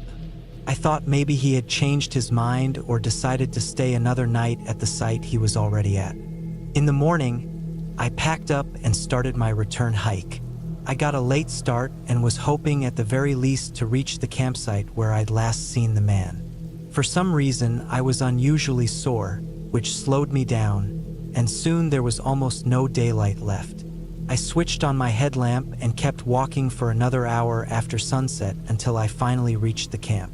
The man's tent was still set up, looking exactly as it had when I last saw it, as if he hadn't left at all.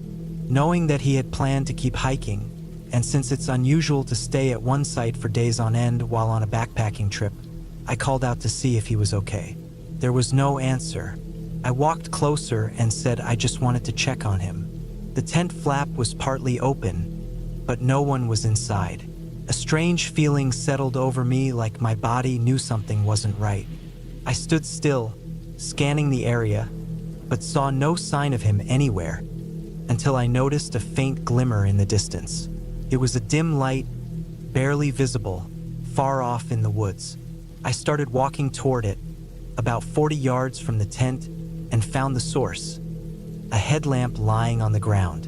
It seemed like it had been left behind, and its light was so weak it was nearly out of batteries. That's when I noticed someone was watching me. They were standing about 10 yards away, clearly trying to stay hidden. I knew in my gut this wasn't the man I'd met earlier, but I felt like I needed to say something. "Hey, do you need help?" I called.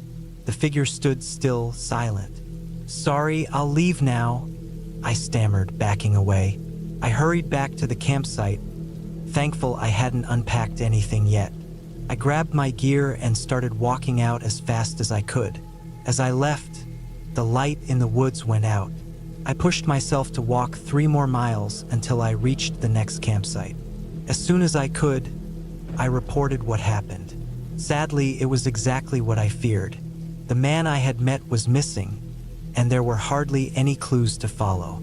Out in the wilderness, it's nearly impossible to search for someone. Whoever that figure was, they may hold the answers to what happened. But most of us have a good idea of the likely outcome.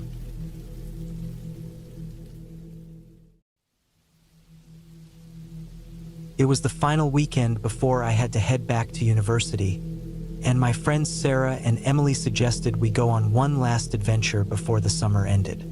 We planned a simple hike through the forest with an overnight camping trip. Nothing too demanding. Just enough of a getaway to feel like we'd done something besides working and streaming shows all summer. The day started exactly how we'd hoped. We loaded the car with our gear, grabbed snacks, and hit the road with the music blasting and the windows down. I think we played Roar by Katy Perry about 5 times. The hiking trail we picked was a little over an hour away, at a spot Sarah's older cousin had mentioned to her. "It's pretty secluded, but gorgeous," she had said. "You'll have the place to yourselves." That sounded perfect to us. On the way, we decided no camping trip was complete without some drinks, so we stopped at a convenience store. None of us were 20 yet, but Emily, with her usual confidence, volunteered to try her luck inside. Sarah and I waited in the car, chatting and laughing, but when Emily came back empty-handed, shaking her head, we knew it was a no-go. "That guy behind the counter wouldn't even consider it," she said, sliding back into the driver's seat. I could see she was slightly embarrassed. Emily wasn't used to being turned down. As we were about to leave, a man who'd been filling his car at the pump strolled over. He looked ordinary enough, maybe in his late 20s, with scruffy hair and wearing a green flannel shirt. He had a friendly smile, but something about how quickly he approached us set off a small alarm in my head. "Hey," he said, leaning into Sarah's window. "Need help getting something?" His voice was deep, and his eyes moved over each of us a bit too slowly for comfort. Emily, never one to miss an opportunity, said, "Yeah, could you get us some beers? We've got cash." She handed him a 20, and he nodded, smiling. "Sure, what do you want?" His smile didn't sit right with me, but the exchange had already happened. I tried to give Sarah a look to show my unease, but it was too late.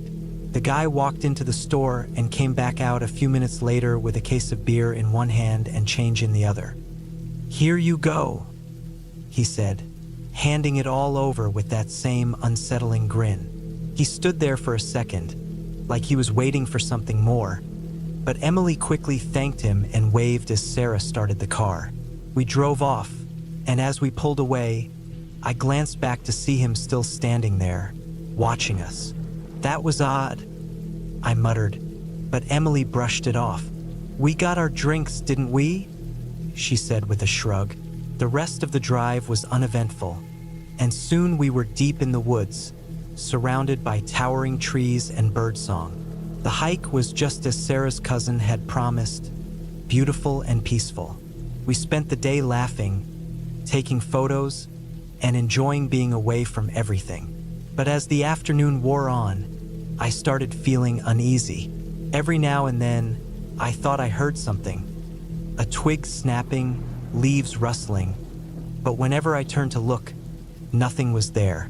I kept telling myself it was just the normal sounds of the forest, but I couldn't shake the feeling. By the time we set up camp, the sun was starting to set, and our little corner of the woods grew darker quickly.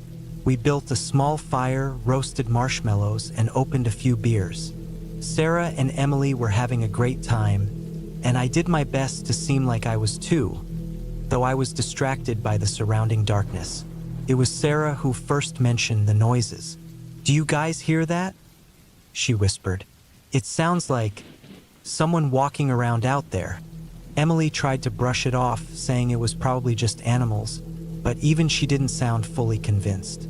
We sat there listening, but after a while, the sound stopped and we managed to calm down. Eventually, we crawled into the tent, snuggled into our sleeping bags, and tried to get some rest. But sleep didn't come easily. The sounds outside started up again. Twigs snapping, leaves rustling, and to me it sounded unmistakably like footsteps. My heart pounded, and I could tell by the way Sarah and Emily shifted in their sleeping bags that they were awake and hearing it too. After what felt like hours of lying there in silence, I decided I couldn't take it anymore. I whispered to the others that I was going outside to check the fire. They didn't say much, but I could tell they were nervous too. I unzipped the tent and stepped out into the cool night air. The woods were pitch black except for the faint glow of the embers. As I was about to pour water over the coals, I heard the rustling again, this time much closer, right behind me. I froze, struggling to breathe. Slowly, I turned around, and standing just a few feet away was the man from the gas station. His face was barely visible in the dim light, but I recognized him immediately from his green flannel shirt. I was paralyzed with fear, my heart racing.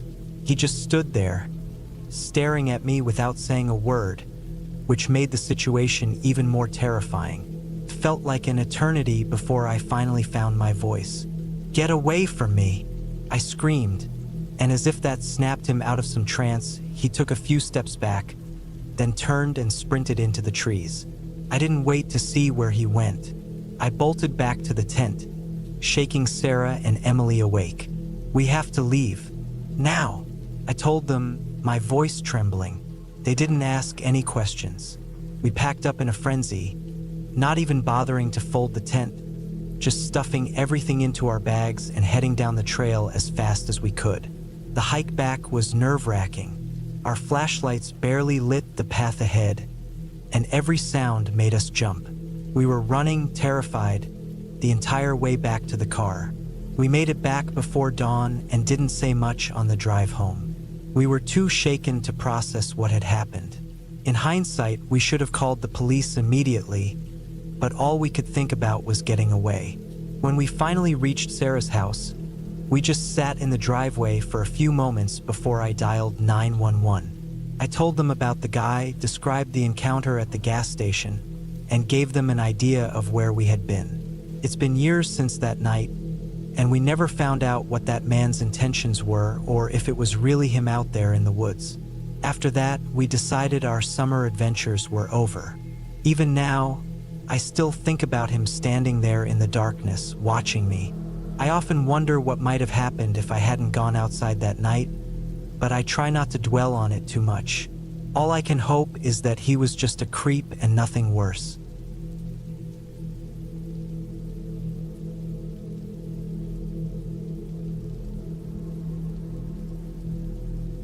College assignments are usually pretty simple, right? You choose a topic, do your research, put it all together, and maybe learn something along the way. When my buddy Marco and I signed up for a media class, we thought it'd be fun, a break from the usual routine. The task was straightforward, make a short documentary. But being the overachievers we were, we aimed for something bigger, something that would make our project stand out and, more importantly, something that caught our interest. That's how we ended up in the middle of a supposedly haunted forest not far from where we lived. Our goal was to bust the myths surrounding this place, legends that had kept people away for years. The forest, despite its dark reputation, was stunning in its own right, tall, lush trees, and a peaceful quiet that felt almost soothing. But the silence felt heavy, like the woods were holding their breath, waiting. The stories about this place went back generations. People said it was sacred land once, but over time, the stories shifted to tales of ghosts, demons, and dark rituals. In my opinion, it was just old folklore exaggerated through the years. Marco agreed. Neither of us bought into the paranormal or strange energies, and we were pretty sure the tales of the forest being cursed were just superstitions, perfect material for our documentary. We wanted to peel back the layers of these stories and show that this forest was just another collection of trees. We spent the first few hours filming, getting shots of sunlight breaking through the trees, the dense underbrush, and even some of the caves dotted throughout the area. The forest was objectively beautiful. There was one cave in particular that stood out to us. It wasn't deep, but the way the light hit the rocks gave it the eerie vibe we wanted for our film. As we set up the camera in the cave, it felt like the atmosphere shifted. The sun slipped behind some clouds, and the usual sounds of the forest seemed to dim. Suddenly, Marco froze mid-shot and whispered, asking if I had heard something. I hadn't, but the look on his face was enough to unsettle me. We stood there, listening intently, and then I heard it, a sound from outside the cave. We had been hearing wind all day, but this was different. It sounded like someone or something was walking towards the cave, the footsteps closing in, only to fade away like they were retreating. We exchanged nervous glances. We had been laughing off the ghost stories all day, but in that moment, fear crept in. My mind scrambled to find a logical explanation. Maybe another hiker, maybe an animal, but nothing felt right. Trying to sound calm, I suggested we wrap it up as we had enough footage. Marco didn't argue.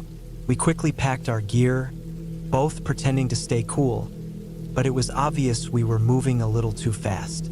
When we stepped out of the cave, the forest seemed darker. The sense of unease only grew with each step back towards the car. We hadn't gone far when the sound returned, this time louder and much closer. We stopped, listening as the rustling morphed into distinct footsteps. Then we saw them, two figures darting through the trees, their movements blurred by the shadows. We ran. I glanced back several times, but couldn't quite make out what was chasing us. My heart pounded as Marco and I clumsily ran through the forest, trying to avoid tripping on the roots or crashing into trees. The figures seemed to glide effortlessly between the trees, while we struggled to keep our pace. The faster we ran, the louder the footsteps grew, as though they were right on top of us. When I looked back again, I caught my clearest glimpse yet. They were human-shaped, but something about the way they moved was just wrong. They were dressed head to toe in black, moving with unnatural ease. Marco shouted at me to hurry as I slowed down to look back. We pushed ourselves towards the car, practically diving inside and slamming the doors shut. Marco fumbled with his keys, his hands shaking, and finally, the engine roared to life. But just as relief washed over me, the dashboard lit up with a warning: low tire pressure. Marco looked confused, but threw the car into gear. As soon as we tried to move, the vehicle jerked awkwardly. All of our tires were flat. I stuck my head out the window and saw that they had been slashed. Before we could fully process it, movement caught my eye. There they were, three figures now, not two, emerging from the tree line, walking slowly towards us. My stomach dropped as I realized they were the same shadowy shapes that had chased us. They weren't ghosts, they were people. People dressed in black, their faces covered with featureless masks. The masks resembled ski masks, but entirely black. The car doors were locked, but that didn't ease the panic. As they drew closer, Marco desperately tried to call for help, but the signal was weak and the call kept dropping. When he finally got through, he shouted for help, giving our location, but then the call cut out again. One of the figures banged on the window while the others started hitting the car's hood and doors. The relentless pounding shook the car with every hit. One of them, the smaller one, started hitting harder, and the window began to crack. I could hear laughter, chilling in its casual cruelty. The glass was about to give when we saw headlights, sirens in the distance. The figures stopped abruptly, turning to look. A ranger's vehicle appeared, and without a word, the figures bolted back into the woods, disappearing as quickly as they had appeared. The ranger pulled up next to us, his face a mix of concern and confusion. He asked if we were okay, and we nodded, still too shaken to speak. He led us to his vehicle, calling for backup on his radio, and we left the car behind, grateful to be away from those woods. At the station, we gave our statements to the police, detailing everything. Later, they caught one of the figures, a large guy with a goatee and tattoos of roses on his temples. When asked why he did it, he simply smiled and said, "Because I wanted to." His lack of remorse was chilling. We never found out who the other two were. We didn't know if it was some twisted gang or just a group of sadistic people. But the thought of them still out there, lurking in those woods, is enough to keep me awake at night. Marco and I set out to prove the woods weren't haunted. And while we might have been right about that, it didn't mean there weren't monsters in them.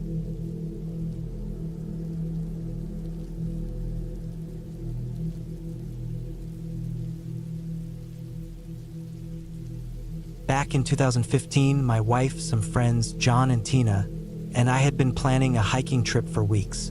We all worked in different fields, so it was rare for all of us to have the same weekend free. When the opportunity finally came, we jumped at it.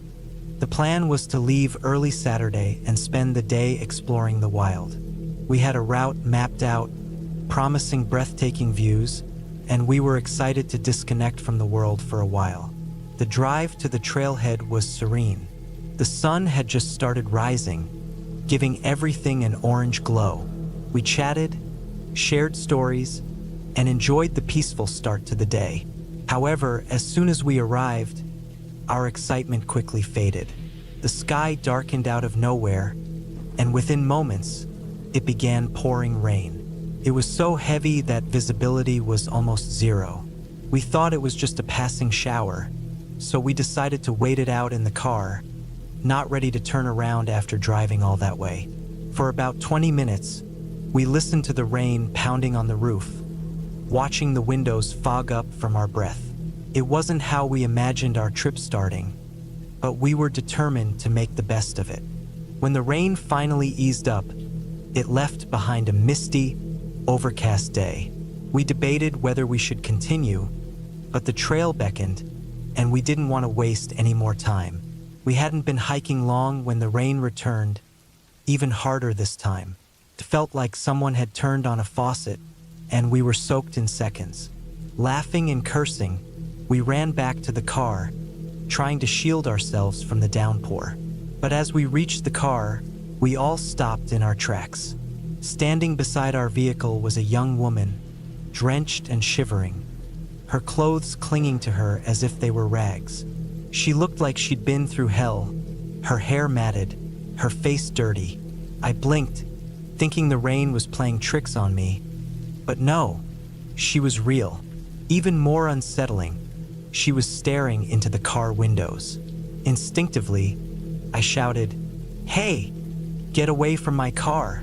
It was more out of fear than anything else. Something felt wrong, but she didn't move. She just stood there, staring at us with hollow eyes, like a deer caught in headlights. My wife grabbed my arm and whispered that she looked hurt. John and Tina stayed quiet, unsure of what to do. I didn't want to let a stranger into our car, but it was hard to ignore the possibility that she needed help. Reluctantly, we all got into the SUV, with the woman sitting behind the front passenger seat and my wife in the back trying to comfort her. The tension in the car was thick.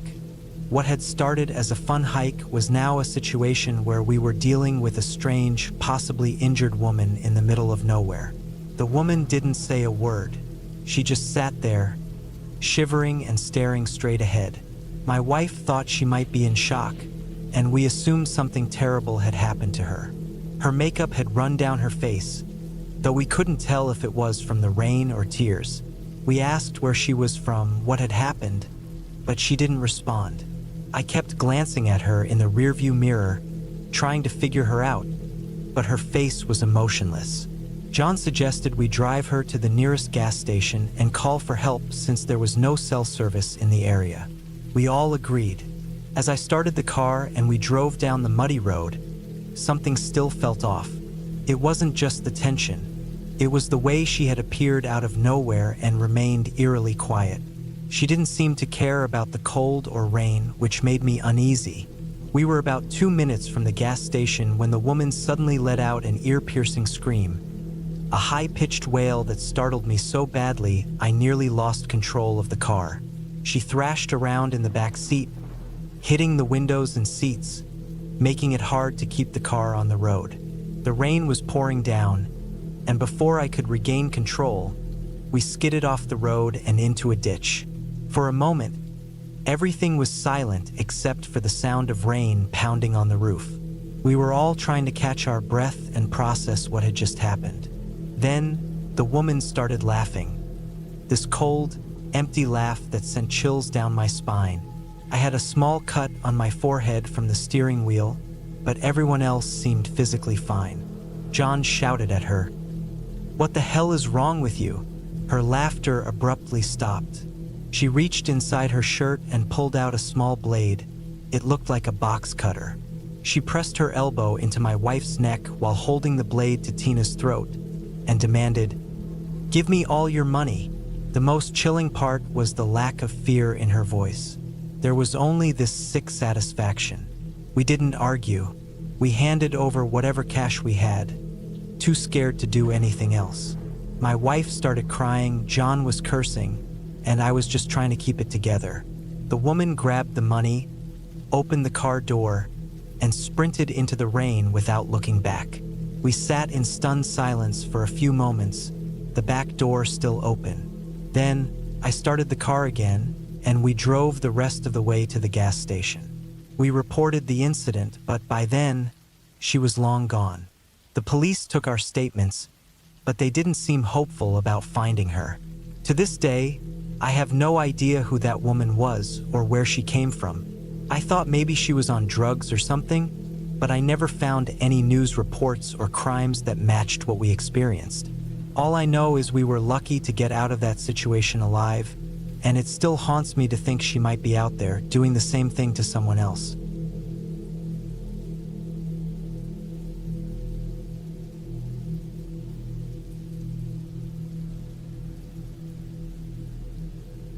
Some of my most cherished memories from childhood are of my mom taking me to my local youth group meetings.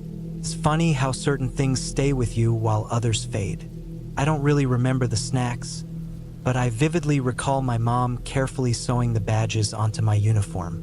I'm not sure if these details stand out because I lost her and this was one of our favorite shared activities, or if it's because I was always so eager to learn as a young girl. Either way, this group has played a huge role in my life, even into adulthood. Though I don't have children of my own, I've remained a devoted volunteer, eager to give back. The story I'm about to share is one I've never actually written down before, so bear with me as I try to recount it as best I can. It takes place during one of our annual camping trips, where we'd have activities like hikes, crafts, and plenty of fun to keep the girls engaged. I typically helped with preparing meals and organizing craft projects. I often spent my own money to buy snacks and supplies, always researching ways to make the trip more enjoyable, especially for the girls who weren't as into the outdoor stuff. I remember feeling out of place as a child and wishing for more creative, indoor activities, so I always tried to provide that balance. This particular trip began like all the others. Most of the leaders were the girls' mothers or other volunteers like myself. As usual, the first thing we did after breakfast was go on a hike. We always started the trips with a hike for two reasons. The girls were excited, and it helped them burn off energy, which usually meant a better night's sleep later. This hike, in the beginning, was just like all the others. The kids were buzzing with excitement, and everything seemed safe and normal. Then, out of nowhere, things got eerily quiet. My ears felt blocked, and all I could hear was this strange buzzing sound. I shook it off and quickly looked around to check on the girls. That's when I realized one of them, Katie, was missing. I hurriedly walked up and down the line of kids, scanning for her, but she wasn't anywhere to be found. Trying to stay calm, I called her name and moved ahead, hoping she had wandered off with another group. I ran into one of the other moms and asked if she had seen Katie. Seeing the concern on my face, she immediately joined me, calling out for her. After a few minutes, we alerted the others to stop and do a head count. Panic started to creep in, and I began to fear the worst.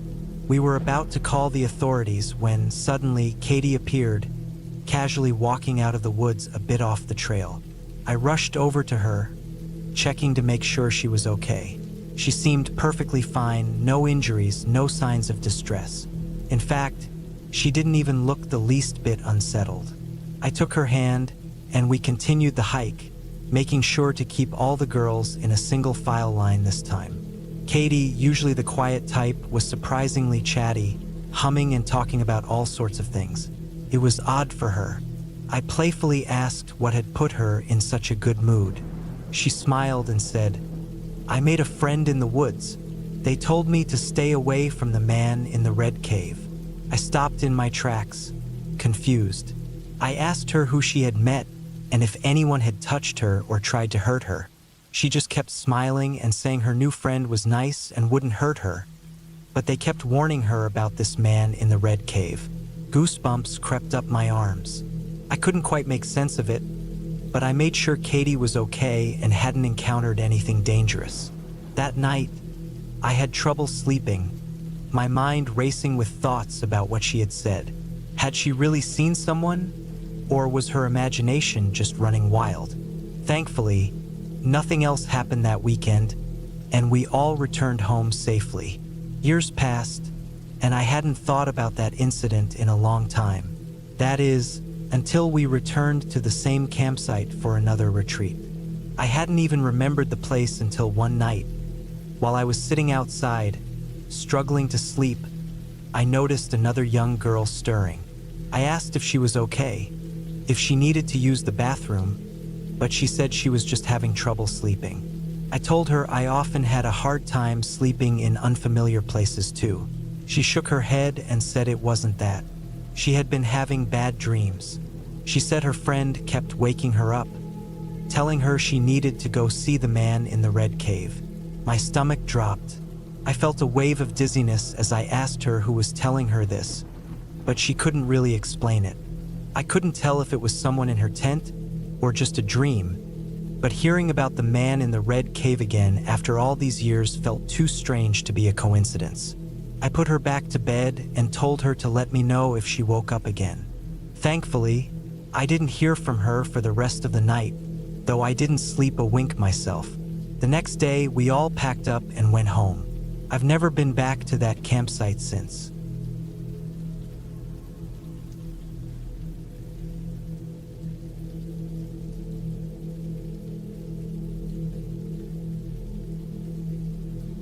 This story occurred about 6 years ago. I'll change the names for privacy, and this is a temporary account, my only post here. I was with my girlfriend, let's call her Sarah, for 3 years at the time of this event. We both loved the outdoors, hiking, fishing, picnics, you name it. We enjoyed driving to random parks just to explore. One Saturday morning, we decided to go on a hike. It was a bit of a drive, so I packed our camping gear in case we decided to stay overnight or sleep in the car. Depending on the weather, we might have just driven home. Neither of us wanted to sleep in the rain, even in the car. The hike started off peaceful, with the sounds of running water, birds, insects, and other wildlife. It was what drew us outdoors, the escape from the daily grind.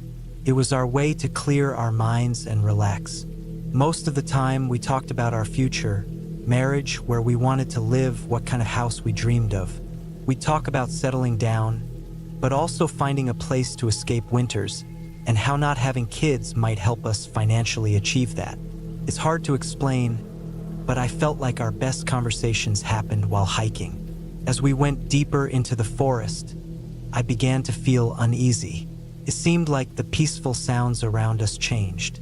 The birds and animals had a different tone, and the sound of the stream we passed earlier morphed into something like whispers.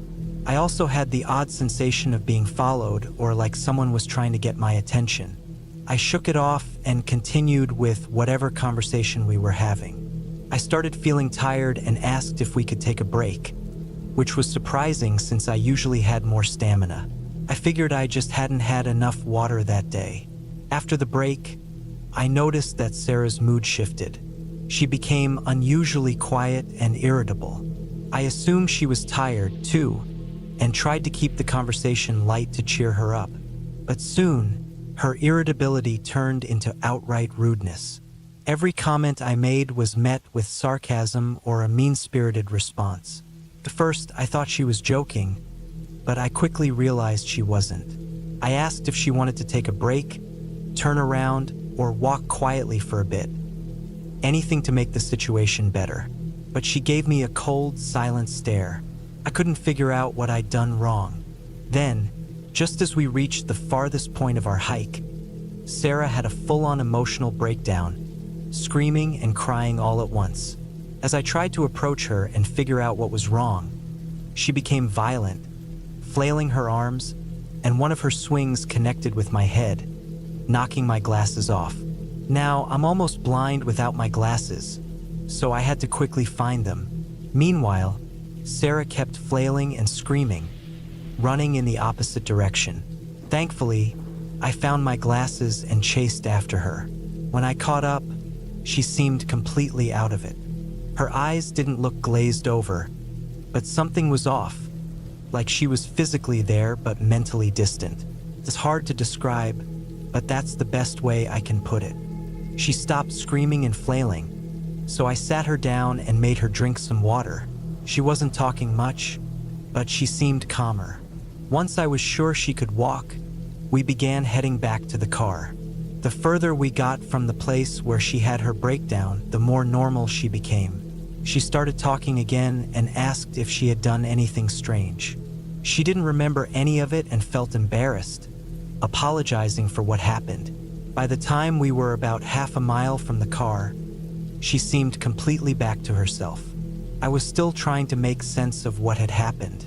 In the 3 years we'd been together, through both happy and tough times, I had never seen her act like that. Sarah was a firm believer in the supernatural and thought something dark had possessed her. I wasn't convinced. I figured there had to be a logical explanation. I did some research and found that certain plants in those woods can cause odd reactions. Some can induce mania, fever, or even hallucinations. It made me think that maybe she came into contact with something, and that's what triggered her behavior. I also wondered if those same plants had made me feel anxious earlier in the day. Without any clear answers, I decided to take the easy route, never hike there again. Has anyone else experienced something like this? I'd be interested in hearing your thoughts.